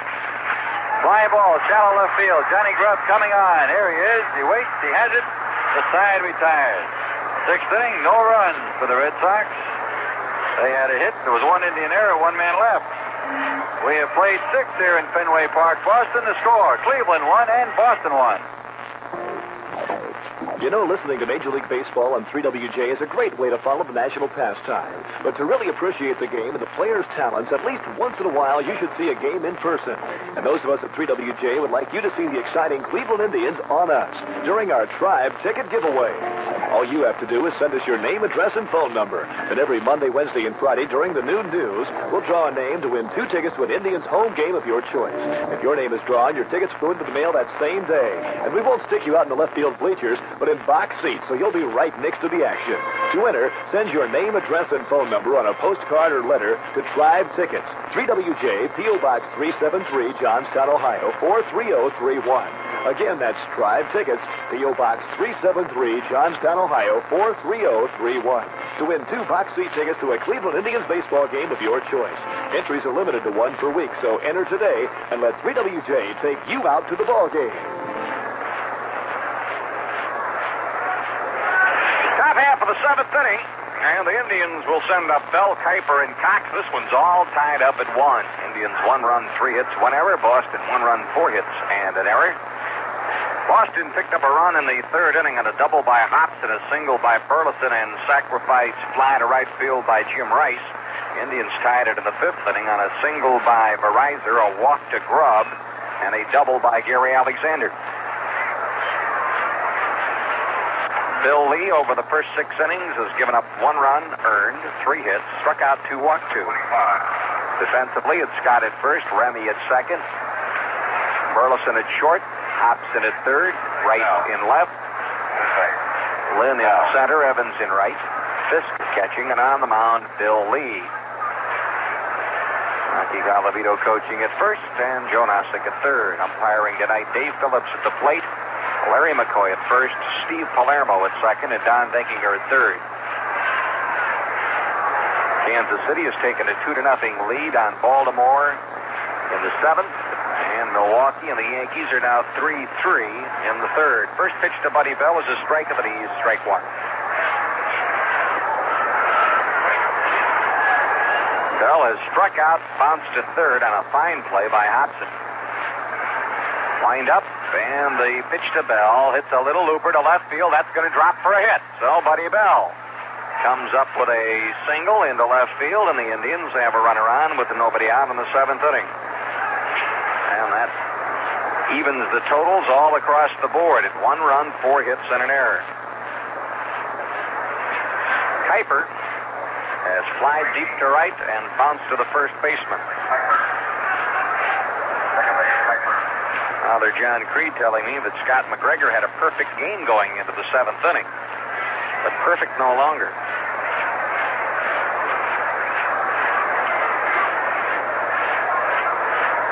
The stretch, look to first, pitch to Kuiper, going to bunt, drops at first base side, picked up by Scott, looks at second, and then throws to Remy covering first. The sacrifice by Kuiper sends Bell to second base. 3-4 on the put out if you score it.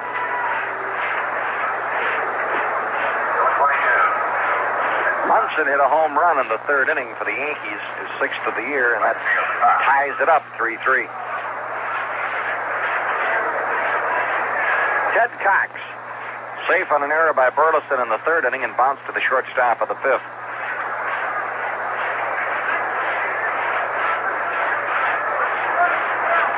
Lee working from the stretch. At the moment, there's no action in the bullpen, although Hassler is standing up anyway. Stretch in the pitch, and Cox swings and misses. Strike 1.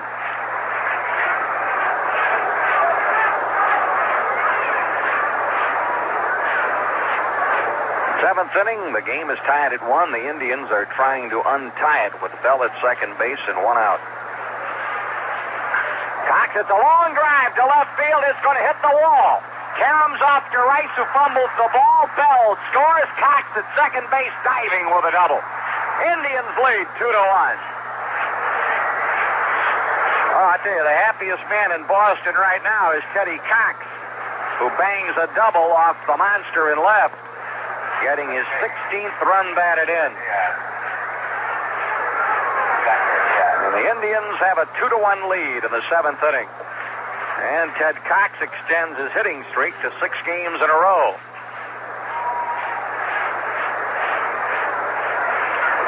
Bo Diaz tonight has bounced to second and bounced to the shortstop. Now we have action in the bullpen for the Red Sox. Diaz hits a high fly ball to center field. Lynn cruising back and hauls it down. Cox tags at second and trots over to third. And the Indians, with 2 outs, have a runner at third base.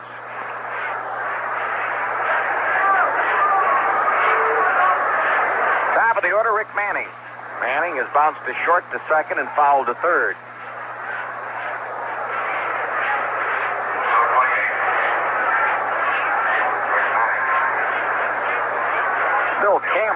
warming up in the Boston bullpen, celebrating his 30th birthday tonight. 2-1 Cleveland in the 7th. Wind up, pitch to Manning. Rick bangs one down the first base line to Scott. Gets it, steps in the bag, and the side is retired. But the Indians take the lead. 1 run, 2 hits, and a man left. And at the end, at 6 1/2 innings of play, it is Cleveland 2, Boston 1.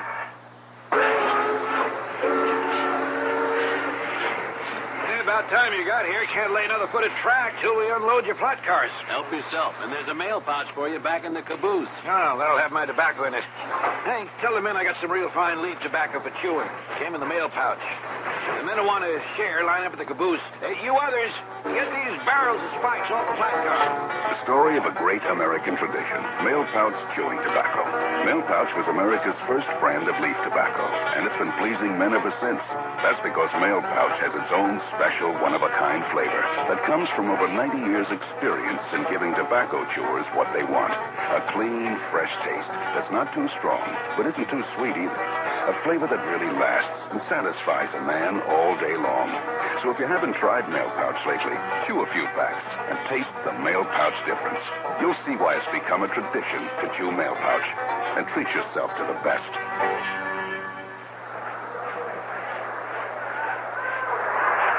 Well, Philadelphia takes a 4-0 lead on the Cardinals in the second inning at St. Louis. Montreal 3-2 over the Mets at the end of 4 innings in Montreal. And in the home half of the 7th inning, first of all, the attendance. 33,285 here again tonight at Fenway. Another capacity crowd plus. Toronto pounding large lumps on the White Sox to nothing. Tonight, 8-0 at the end of 6 innings of play. I got a new right fielder, Horace Speed.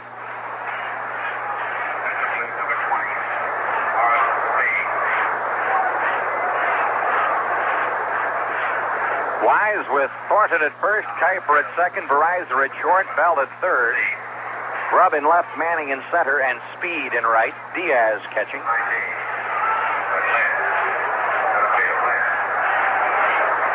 Eddie Yost coaching at third base for the Boston Red Sox, and Johnny Pesky at first. Freddie Lynn in the 7th inning. Lynn has bounced to the shortstop, bounced to the second baseman in the fielder's choice. That Detroit, Texas game is scoreless at the end of 4. Jenkins against Young. Red Sox fans want some action. Cleveland leading 2-1. The pitch. Lynn takes inside, ball 1.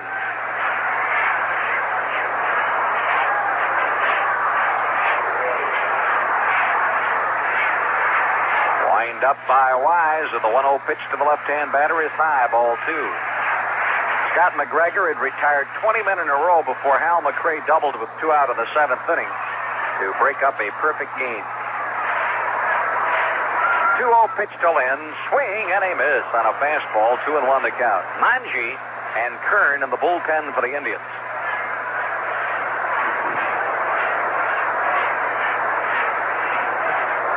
Getting sort of foggy here, like a haze rolling in. Wind up, 2-1 pitch to Fred Lynn. Long drive, but foul. That's headed down the right side and makes the roof on a bounce and disappears from view. 2 balls, 2 strikes.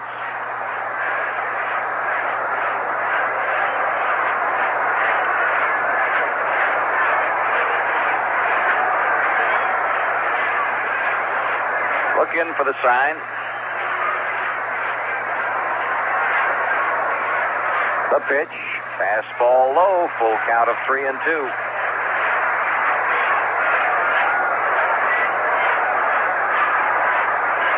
Wise over the first 6 innings, gave up 4 hits, 1 earned run, walked 2, struck out 2. Wind up on the pitch. High drive, right field line. It is going. It is a foul ball. Deep in the seats in right for foul.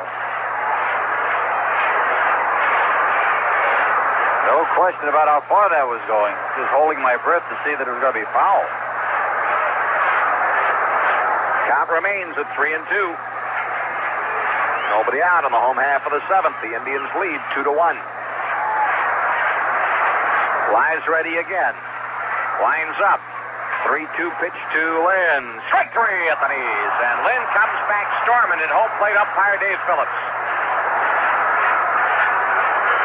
Dwight Evans trying to get Lynn away from Phillips, and Eddie Yost is coming down to get Lynn out of that. They don't want him thrown out of the game.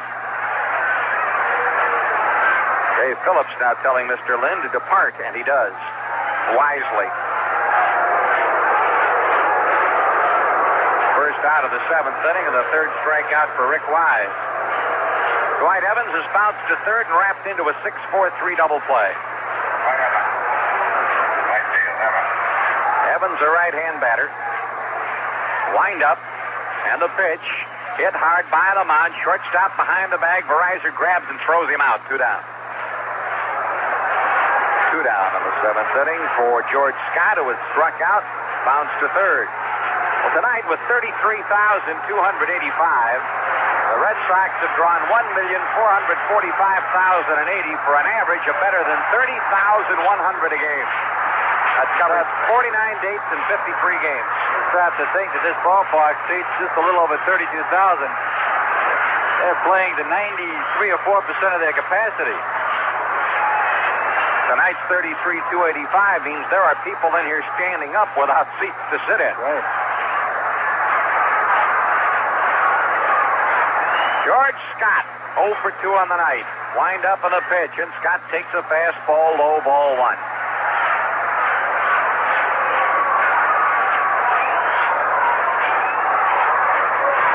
Wise ready again. Winds it up and throws. Scott takes a strike on the outside corner. The count evens at 1-1.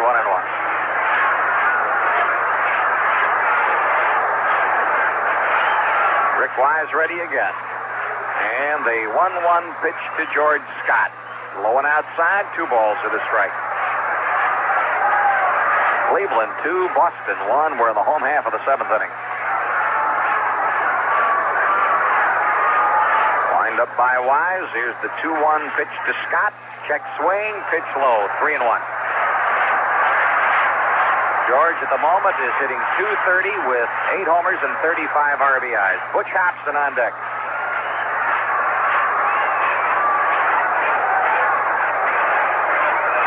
Wise looks in and gets the sign. Here's the windup and the 3-1 pitch to Scott. Low and outside, ball 4. Third walk given up by Wise to go with a 3 strikeout. And the batter is Butch Hobson. He has doubled off the wall, scored the Red Sox run in the third on a sacrifice fly by Rice, and lined to the second baseman. Hobson hitting .243.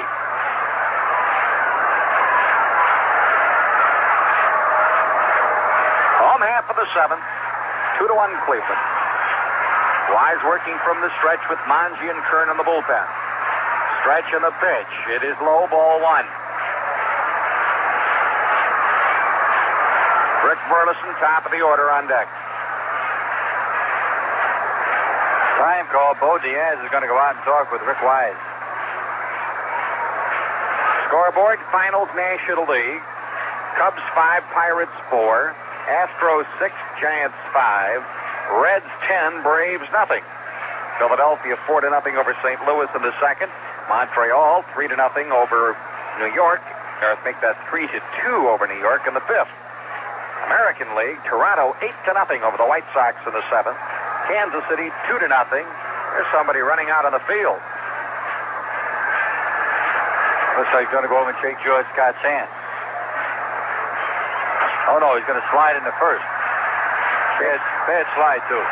Takes Scott's hand, pats him on the backside, now is going to run back into the long arm of the law. Back to the scoreboard. Kansas City 2-0 over Baltimore in the seventh. Milwaukee and New York 3-3 in the fourth. Texas and Baltimore, Texas and Detroit scoreless in the fifth. Oh, nobody's corralled him yet, Herb. He's all the way back up into the stands. They have him now. Yep, they sure do. 1-0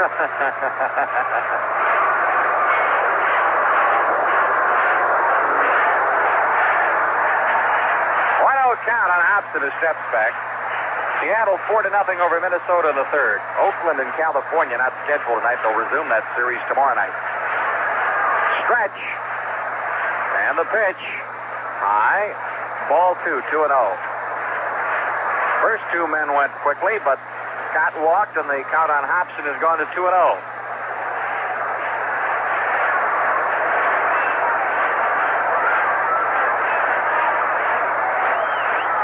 Stretch by Wise. 2-0 pitch to Hobson. Swing and a miss. In and out of the glove of Diaz, but right at the plate where he can pick it up. 2-1. He had some cut at that ball.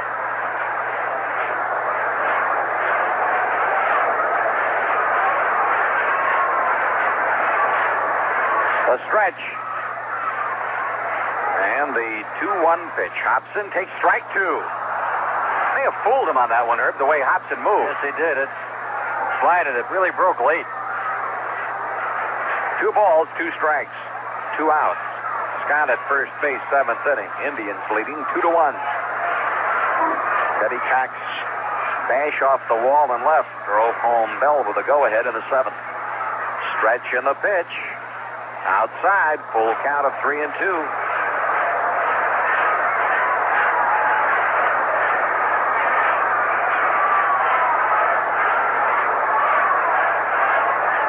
Count. Wise looks in and gets the sign. A stretch. And here comes the payoff pitch. Runner going, swinging a foul to the screen. Scott will go back to first base. The count remains full at 3-2.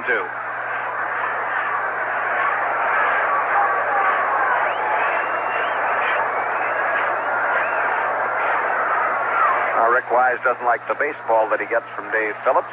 And gets another one.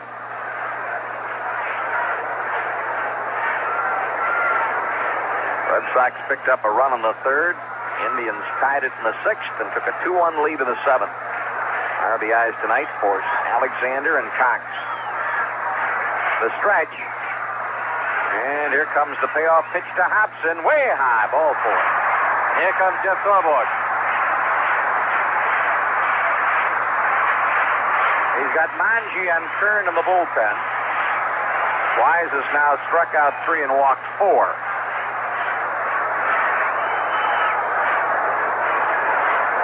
Jeff just now arriving on the mound.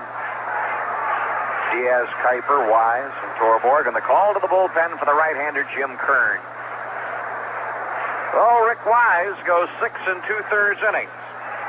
And a good 6 2/3 innings. He has pitched very well. 4 hits, 1 run earned. Walked 4 and struck out 3. And the new pitcher will be Jim Kern, and we'll tell you more about Kern after this timeout. This is Dave Smith from Dave Smith Ford. We're over here in Pataskala, which is halfway between Columbus and Newark, on Route 16. And we will save you money on a new Ford, or as you've heard me say many times, I'll buy you 2 steak dinners. Now, right now, we're having our clearance sale, summer, whatever you want to call it, into the 78s, get ready for the 79s. So come on over. We will save you money on a new car. We need used cars. We have a good selection. So come on over and see us, and do your best. We will, too. Hi, this is Barry Manilow, and I'd like to share a couple of things with you about CARE. CARE's worldwide aid and development operations are reducing hardship for millions of destitute people and helping them work their way out of poverty. The facilities you help them to build through CARE will continue to provide life-giving food, medical aid, and a better life for their children. Your contribution to CARE today helps needy people for years to come. Please send your check or money order to CARE, Box 176, Columbus 43216. Jim Kern coming on. This will be his 37th appearance. Jim has won 8, lost 6. He's had 8 saves. In 68 innings, he's allowed 53 hits, walked 35, struck out 66, and his earned run average, 3.18. Jim Kern, 29 years old, 6'5", about 205 pounds. Jim has been around the Indian organization since 1968 when he first came up with Rock Hill. He has pitched at Sarasota, Reno, Sumter, Elmira, San Antonio, Oklahoma City. Made it to the Indians in the 74 season. Split 75 with Oklahoma City and Cleveland. And Jim Kern will be taking on the Red Sox with runners at first and at second. 2 men down, 7th inning. The Indians lead by a run, 2-1. And we have a pinch runner at second base. Gary Hancock will run to George Scott. The batter, Rick Burleson.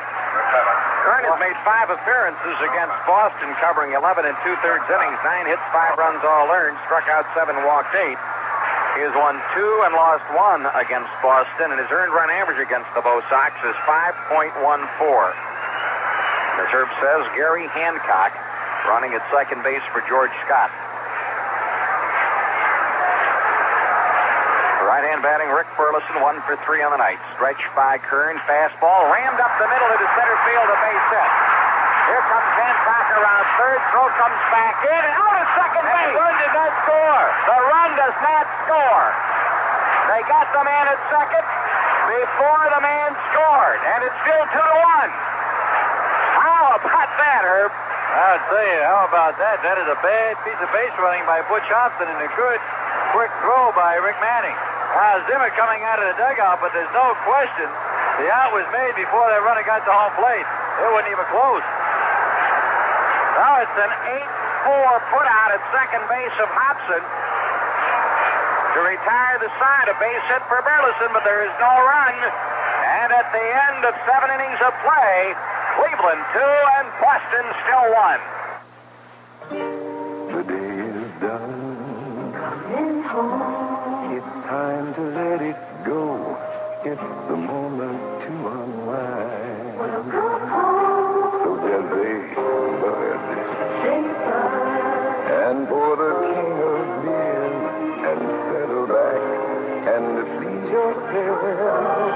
No matter what you do, no matter when or where, you know a glass of bud is like an easy chair when you say Let me tell you something I learned a long time ago. When you work hard, you ought to relax. Easy. That's what Budweiser's all about. When you say Budweiser, you said it all. Anheuser-Busch, St. Louis.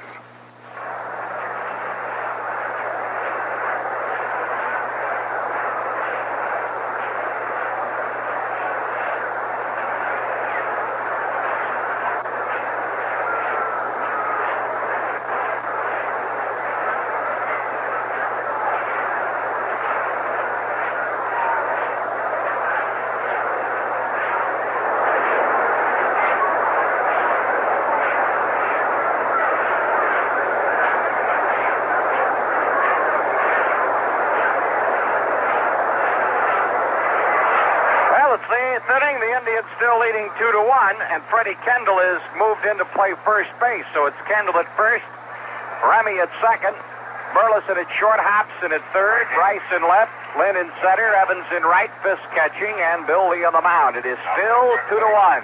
Indians got a big break there. They showed replay in the press box between innings, Herb, and it wasn't even close. Oh, no question.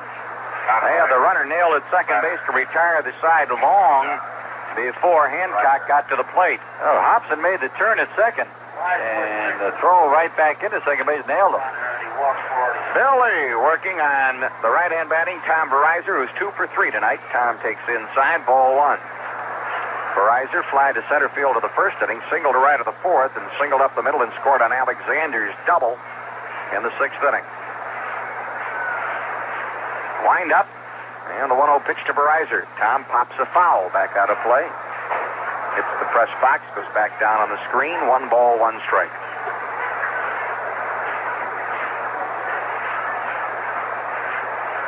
We're in the top half of the 8th inning. Cleveland leading 2-1, each team with 5 hits and an error.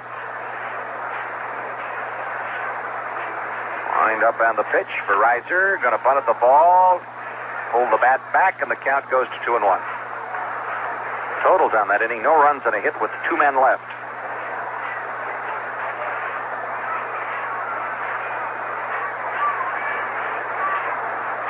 Billy winds up. 2-1 pitch to Veryzer, and Tom pops a foul out of play to the right. Kendall coming over, and so is Fisk, but the ball hits the backside of the first base dugout and goes well back up into the seats where they really juggle it around. 2 balls, 2 strikes.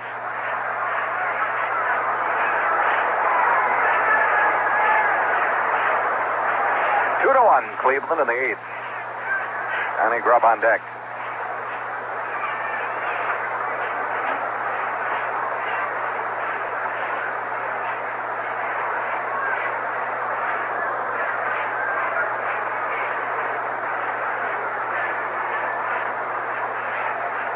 The wind-up. And the pitch. Low and inside.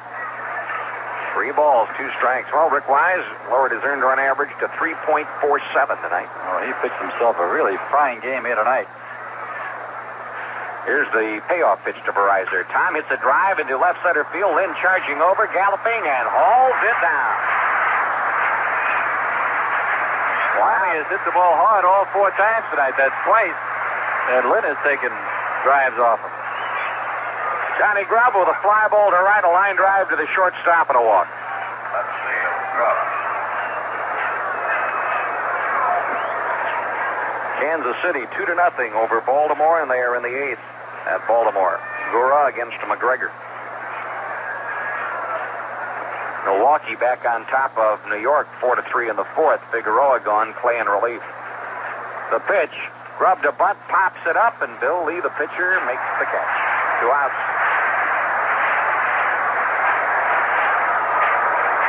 Andre Thornton is flied to left, popped to first, and lined to left. 0 for 3. First base. Number 29, Thornton. Cleveland with a 2-1 lead.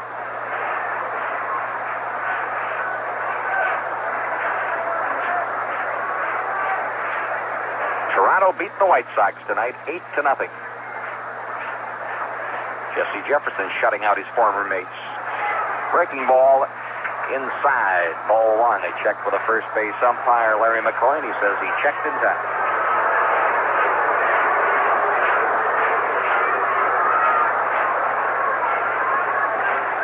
Bill Lee with the windup and the pitch.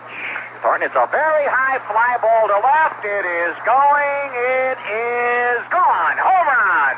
On top of the Green Monster, his 22nd home run of the year, and the Indians lead 3-1. Jim Rice never moved. He just sort of turned his head and looked at it sail into the net. And that is a very large run for the Indians.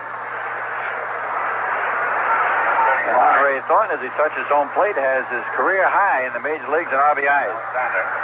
That also extends Andy's hitting streak to 6 games in a row. Bill Lee now has surrendered 15 home runs this year. Here's Gary Alexander. Alex doubled home the Indians' first run in the 6th inning. He's also walked and struck out. Lined up on the pitch. Curveball. A ball 1.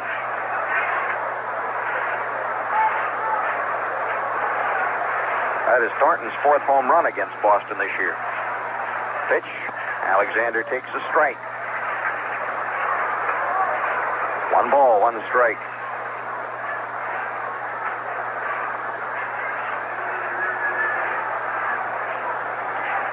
And the 1-1 pitch. Alexander tops the ball foul behind the plate. The count at 1-2. Top of the 8th. The Indians with a 3-1 lead.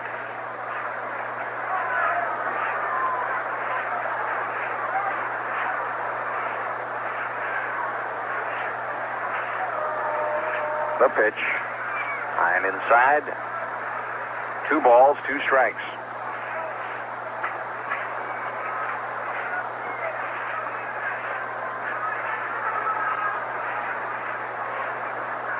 Wind up. 2-2 pitch to Alexander. Bounces the ball down the third base line. Grabbed by Hobson and throws safe. Herb, I think that ball might have gone foul. I think it would have, because it hit the edge of the grass and was heading that way, but as Butch Hobson had to make a quick decision, and he tried to get him at first, couldn't do it. An infield hit for the Indians. Gary Alexander's 2 for 3 on the night. The Tribe now with 7 hits, and here's Buddy Bell. Bell struck out to win the 2nd inning, robbed of a hit by Hobson's fine play in the 4th, and then singled and scored on Cox's double in the 7th. Campbell again in the bullpen, or is that Drago? It's Drago now. Dick Drago. Pitch. Low, ball 1. Bell stepped back, but time was not given. Bill Lee says, what the heck's going on? But he stepped back, but unless the umpire says time out, all time. It's a good pitch.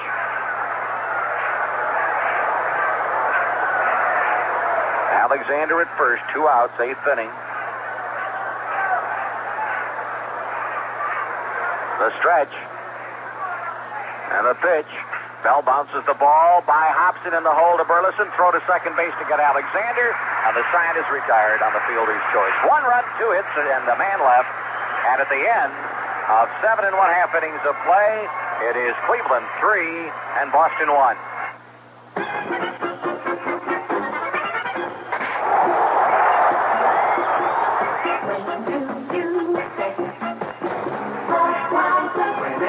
Time for the great game of baseball. When do you say Budweiser? Whenever the ump tells the players to play ball.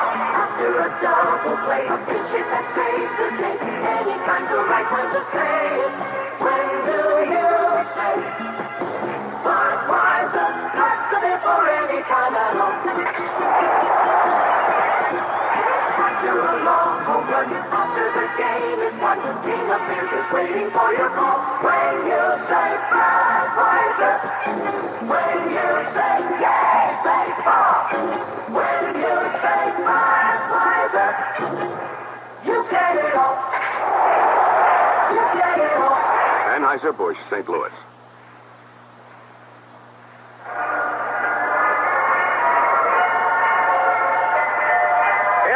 For the 8th inning, Remy Rice and Yastrzemski against Jim Kern.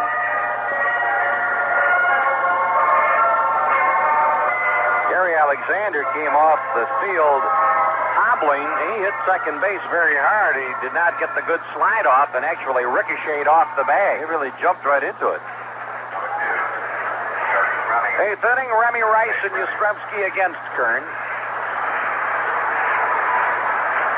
Thornton, Kuiper, Veryzer, and Bell first at third. Grubb, Manning, and Speed left to right.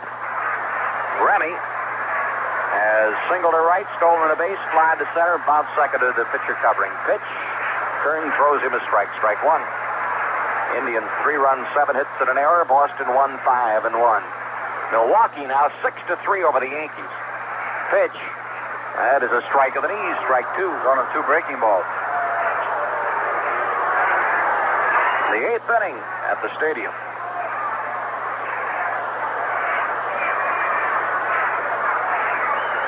Wind up and the pitch to Remy. Outside with a fastball. 1 ball, 2 strikes.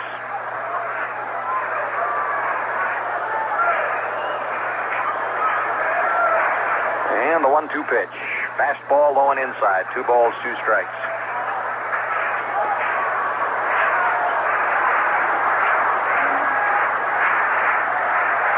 Relief of Wise.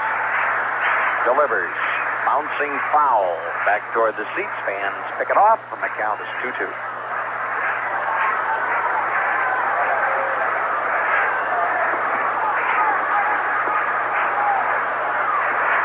Jim Kern ready. And here comes his 2-2 pitch. Remy hits a high fly ball to left field. Headed for the corner is Johnny Grubb, and he makes the catch of the warning path. 1 out. 1 down in the 8th. Jim Rice has struck out at a sacrifice fly deep to right and had an infield hit to the shortstop. Stole the base, got as far as third on a throwing error.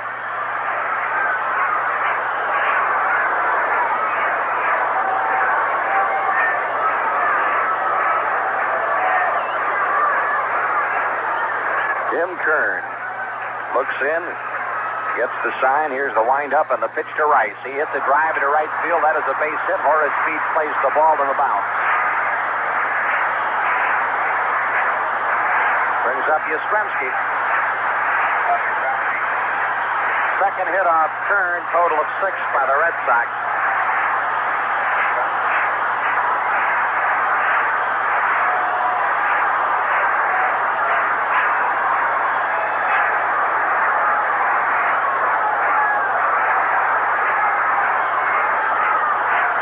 Stretch. And the pitch. Yaz takes outside. Ball 1.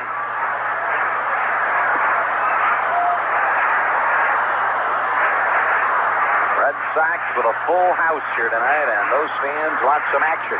Pitch. Strike. Drops it across the outside corner at the knees. 1 ball, 1 strike. Tom Bertmeyer, a left-hander, throwing in the Red Sox bullpen.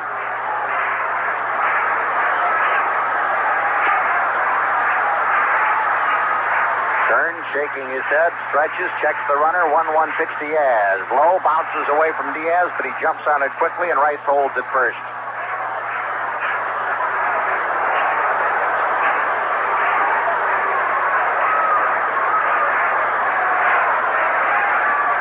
Kansas City has defeated Baltimore 2-0.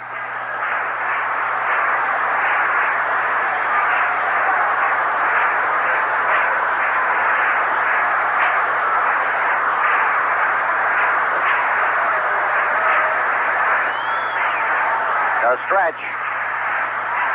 And the pitch. Swing and a miss. Make it 2 balls, 2 strikes.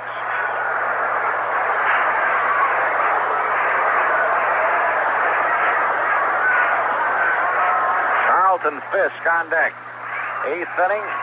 3-1 Cleveland. Pitch to Diaz.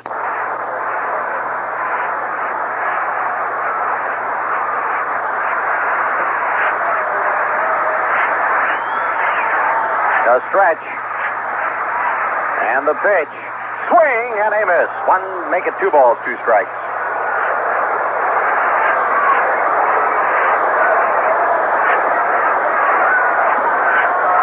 Carlton Fisk on deck.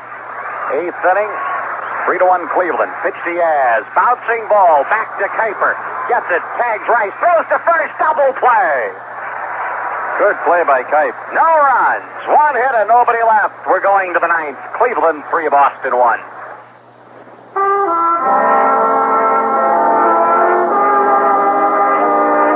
Oh, I wish I was in the land of cotton. The old times there are not forgotten. Those are the immortal words of Mount Vernon native Jan Emmett, the composer of Dixie. And every summer, the city of Mount Vernon honors their favorite son with 3 days of festivities and bargains. And this year is no exception. It's Mount Vernon Dixie Days going on this week, and 3WJ would like to invite you to stop by Mount Vernon, take advantage of the food, fun, and games of this year's Dixie Days. We'll be broadcasting live from some of your favorite merchants in town, and we'll be there just about every day of the week. So we hope you'll stop by, too. Dixie Days in Mount Vernon. Brought to you this year by Lucas Appliance, Merle Norman Cosmetics, G.R. Smith & Company Hardware, Sears, Maker Shoes, Mavis Sporting Goods, and Ringwald's Department Store in Mount Vernon. It's Dixie Days.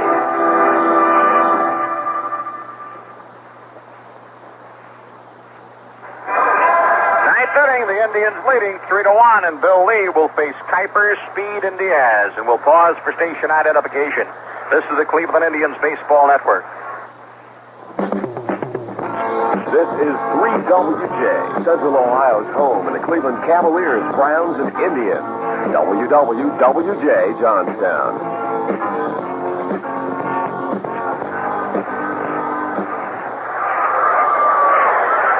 Top of the ninth, 3-1, Cleveland leads.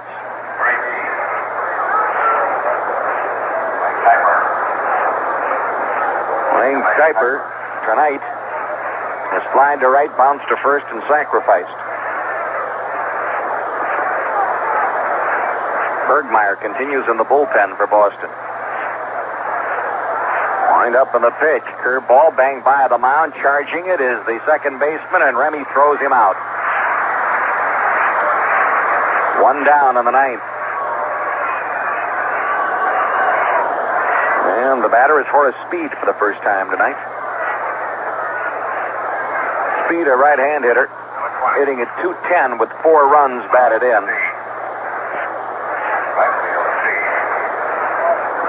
Speed against the Boston Red Sox, making his first appearance in this series. He's 1 for 10 against Boston this year.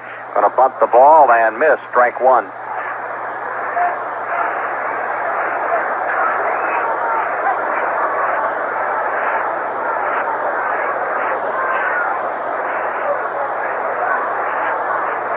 Wind up by Lee, and the strike 1 pitch. Speed swings away, taps the chopper to short, grabbed by Burleson, and guns him out. He's got that good, strong throwing arm. He just really can fire. 2 outs in the ninth. Bo Diaz Has bounced to second, to short, and flied to center. 0 for 3 on the night.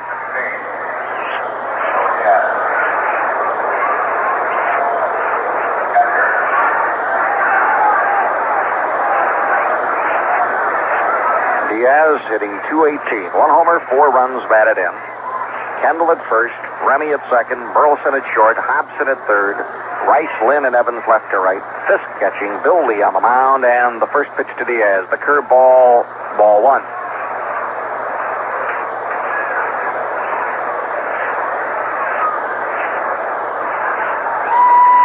Here's the windup, and the 1-0 pitch. Diaz swing and a miss. 1 ball, 1 strike.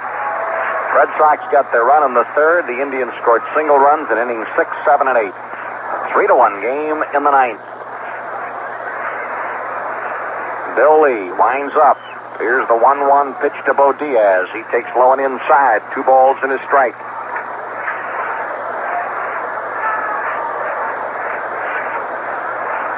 Rick Manning on deck. 2-1 pitch to Diaz. Outside, 3-1.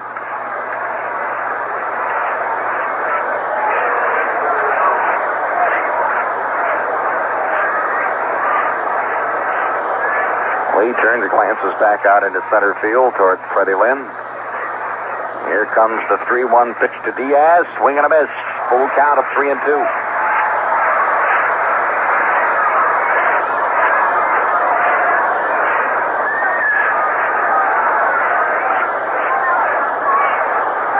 Lee ready again. Payoff pitch coming to the right-hand batter, and Diaz hits it hard. Shortstop Burleson can't get it. Base hit.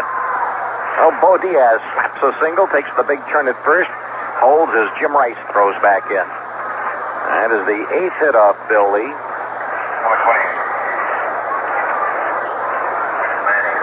Rick Manning, the batter.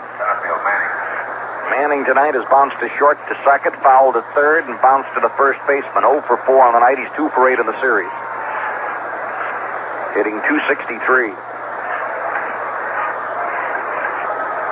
Tom Veryzer on deck. The stretch. And the pitch. Manning looks at the curveball inside, ball 1.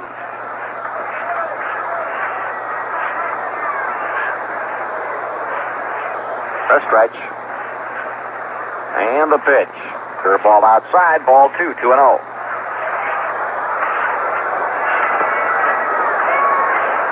Top of the ninth, 3-1 Cleveland. Diaz short lead at first, Kendall playing behind him. The 2-0 pitch, and Manning takes a strike at the knees, 2-1.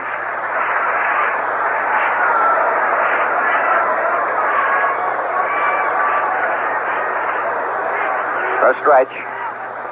Here's the 2-1 pitch. Bouncing ball down the first base line, foul.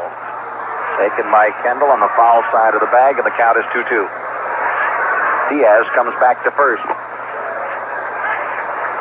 Milwaukee has taken a 6-3 lead over the New York Yankees in the 5th inning of play. Kansas City shut out Baltimore 2-0. Toronto blanked the White Sox 8-0. Seattle 4-1 over Minnesota in the 5th. Texas and Detroit are 1-1 in the 7th.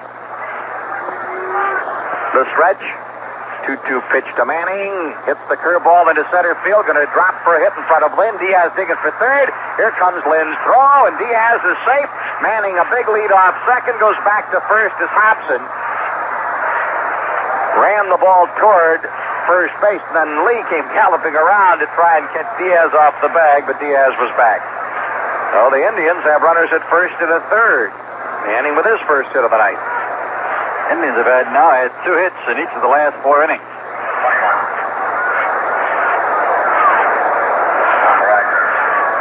Tom Veryzer. Tommy is 2 for 4, and he's hit the ball hard each time he's been to bat tonight. Indians with 3 runs on 9 base hits.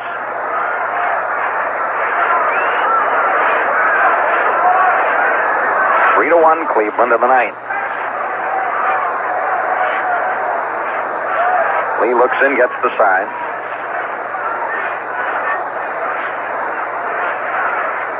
The stretch. And the pitch to Veryzer. Big slow curve. He reached out, pokes it down the right field line. Foul ball into the seat. Strike one. He really likes to start hitter off with that off-speed curveball. Big blooper job.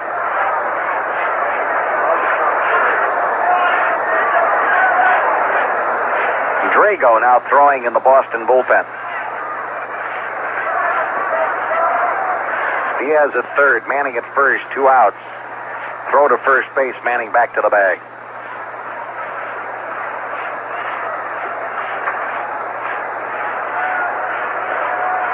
The stretch by Lee.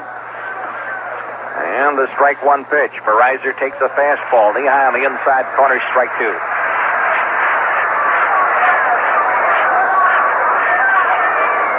Tommy hitting .290.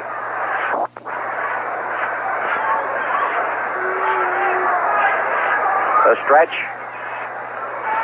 And the 0-2 pitch. Veryzer sits down. The ball right in at him. 1 ball, 2 strikes. Veryzer last year for Detroit in 125 games hit .197. The stretch. And the throw to first, Manning back to the bag.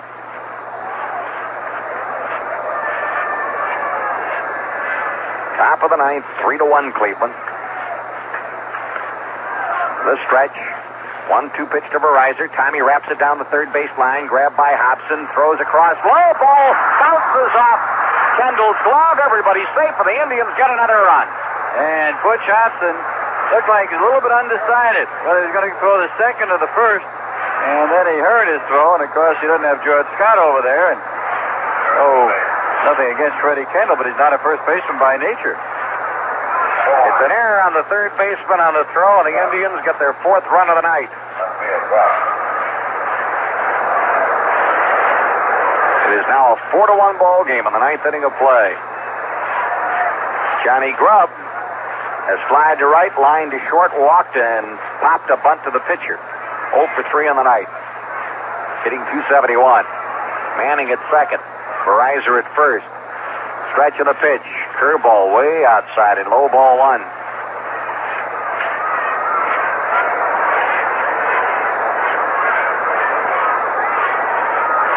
Lee takes the long look for the sign. Any run you can get in this ballpark is a good one. I should say. No such thing as too big a lead here.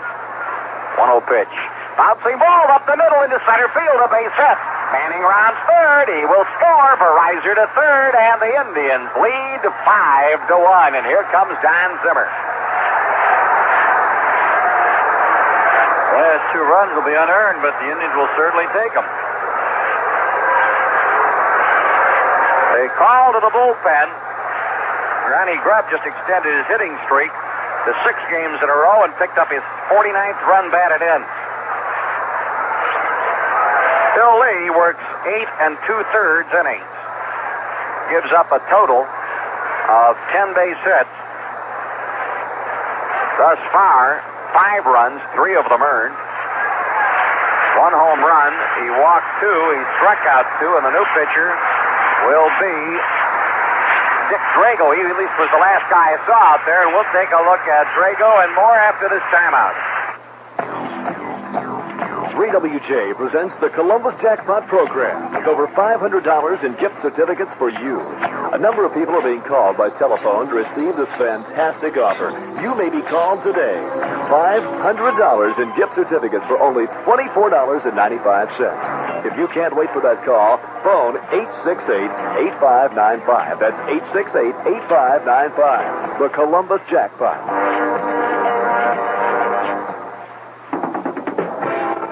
This is Dave Smith from Dave Smith Ford. We're over here in Pataskala, which is halfway between Columbus and Newark, on Route 16. And we will save you money on a new Ford, or as you've heard me say many times, I'll buy you 2 steak dinners. Now, right now, we're having our clearance sale, summer, whatever you want to call it, into the 78s, get ready for the 79s. So come on over. We will save you money on a new car. We need used cars. We have a good selection. So come on over and see us, and do your best. We will too. Dick Drago, a right-hander, comes on. Drago, born in Toledo, Ohio, 33 years old. He's 6 feet 1 inch tall. Stan weighs about 200 pounds. Drago appearing for the 23rd time, all in relief. He's won 2, he's lost 4. And the right-hander has saved 6 games. His earned run average, 3.55. 45 and 2/3 innings of work. He's been touched for 44 hits. He's walked 20, has struck out 21. Dick Drago comes on with the Indians leading 5-1 here in the 9th inning. And all this started with 2 men out. First 2 men up, grounded out. Then Diaz got a base hit. Manning singled. A ground ball to third that Hobson picked up and threw badly at first. Allowed 1 run in. And then Johnny Grubb smacked the single through the middle, driving home another. And that drove Bill Lee from the mound. And Dick Drago will face Andy Thornton. Andre, his last time up, lofted one into the screen in left field. His 21st home run, his 22nd home run of the year. Well, the Indians with a 5-1 lead here in the 9th inning of play. Indians can hold this lead and win the game. They will become the first team to defeat the Boston Red Sox 3 times in this ballpark this year. Andre Thornton, in addition to the home run, is fly to left, pop to first, and line to left. That smash that he hit to left field on the line to right was a real cannon shot.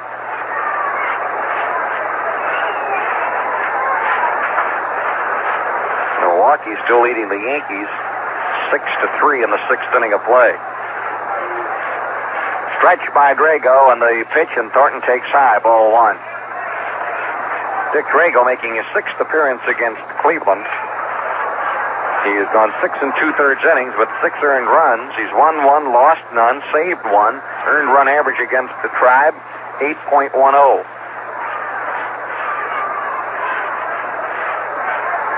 Looks in, gets the sign. The stretch, runners at first and third. Pitch to Thornton, high fly ball, right field. Evans cruising over to his right, makes the catch, and the side is retired, but the Indians have a 2-run 9th inning. 2 runs on a total of 3 hits, 1 very big error, and 2 men left on base. We are going to the last of the 9th. Cleveland 5, Boston 1. It's definitely different. It's differently exciting. It's the kind of club you wish you'd known about sooner. Marco Polo, the super disco for people over 21, with a finest selection of current music and a sound system unconditionally guaranteed to shake your senses and your soul. Every Wednesday night is ladies' night, and happy hour lasts all day. Marco Polo, 1605 West 5th Avenue in Columbus, across from North Star.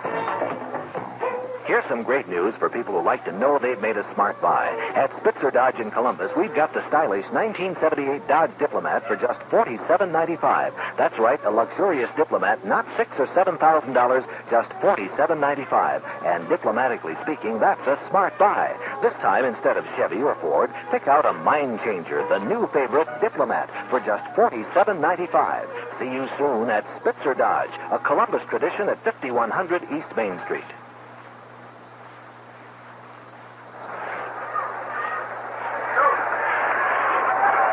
Half of the 9th inning, Fisk, Lynn, and Evans against Jim Kern. We'll have all the scores of all the games on the upcoming 10th inning show tonight.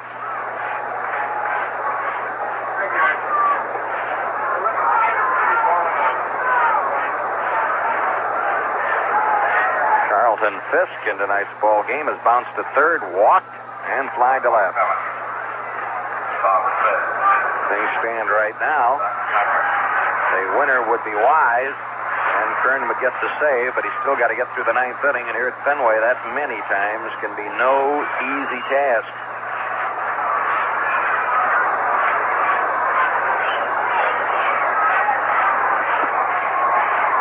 Oh, here's Fisk, hitting .298 at the moment. Thornton, Kuiper, Veryzer, and Bell first to third. Grubb, Manning, and Speed left to right. Diaz catching, and on the mound, Jim Kern.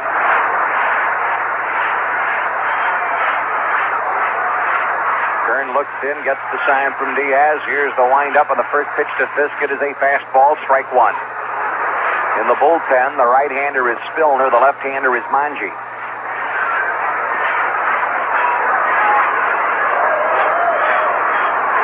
The pitch.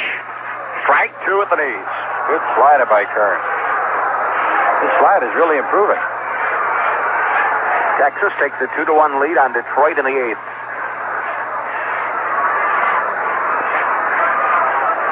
Jim Kern looks in and gets the sign. Here's the windup. And the 2-strike pitch to Fisk. Hine inside. 1 ball, 2 strikes. Last of the ninth at Fenway Park. The Indians leading 5-1. Trying to break out of a 4-game losing streak and even their season series with Boston at 6 each way. 1-2 pitch. Strike 3. He ducked, but he knew it. Kern again with the slider and a beauty. 1 out of the ninth. That is the 4th strikeout for Cleveland pitching and the 1st for Jim Kern. Here is Freddie Lynn. Lynn is bounced to short to the second baseman on a fielder's choice and struck out in the 7th, called out. Wind up by Kern in the pitch. Fly ball, center field. Manning coming high. Makes the running catch. 2 outs in the 9th. Leaves it up to Dwight Evans. Evans has bounced to third, wrapped into a 6-4 3-double play, and bounced again to the shortstop. 0 for 3 on the night. Jack Brohammer is on deck circle to bat for Fred Kendall if the game continues.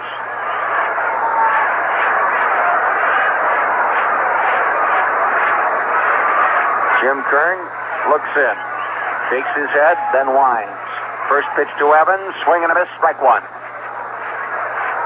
Cleveland 5 runs on 10 hits with an error. Boston 1 run, 6 hits, and 2 errors. The pitch, swing, and a tapper rolling down the first base line on the grass, picked up by Diaz, foul. Ball was rolling a good 2 feet foul. Folks sometimes may wonder why a catcher races like that to go get the ball.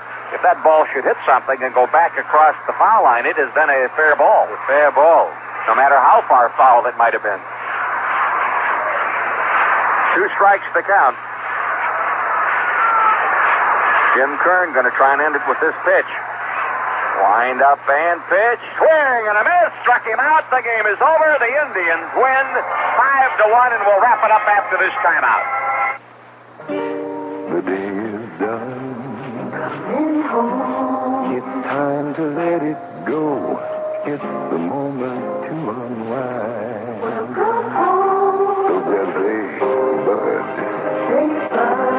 And pour the king of beers and settle back and please yourself. No matter what you do, no matter when or where, you know a glass of blood is like an easy share when you say Budweiser. Yeah, that's right. There's nothing like getting home, especially when there's a cold can of Bud waiting for you. When you say Budweiser, you said it all. Anheuser-Busch, St. Louis. Well, here tonight, the Indians 5 runs on 10 hits, 1 error, and they left 8 men on base. For the Boston Red Sox, 1 run, 6 hits, 2 errors, and the Red Sox left 6. The winning pitcher is Rick Wise, 9-14, and he is now 3-0 against the Boston Red Sox. And the Indians are the only team in the American League to have played 5 at a bowl against the Red Sox, and are the first team in the American League to win 3 games here in Fenway Park. So the Cleveland Indians got a save for Jim Kern, vice versa, his 9th save of the year, first against the Boston Red Sox.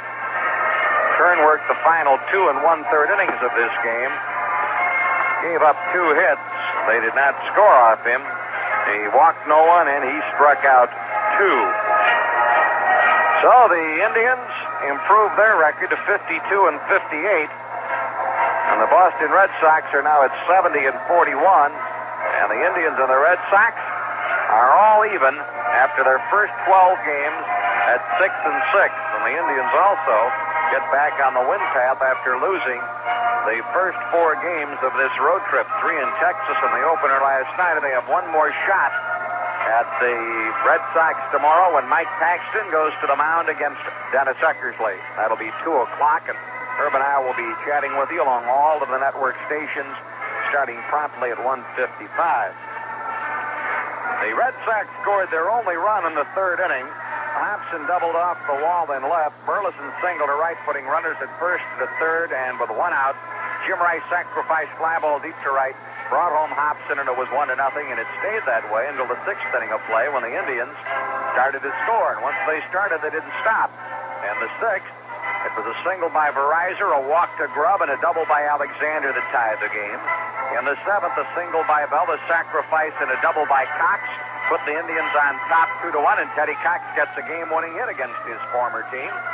In the 8th inning of play, a home run by Andre Thornton with 2 out made it 3-1.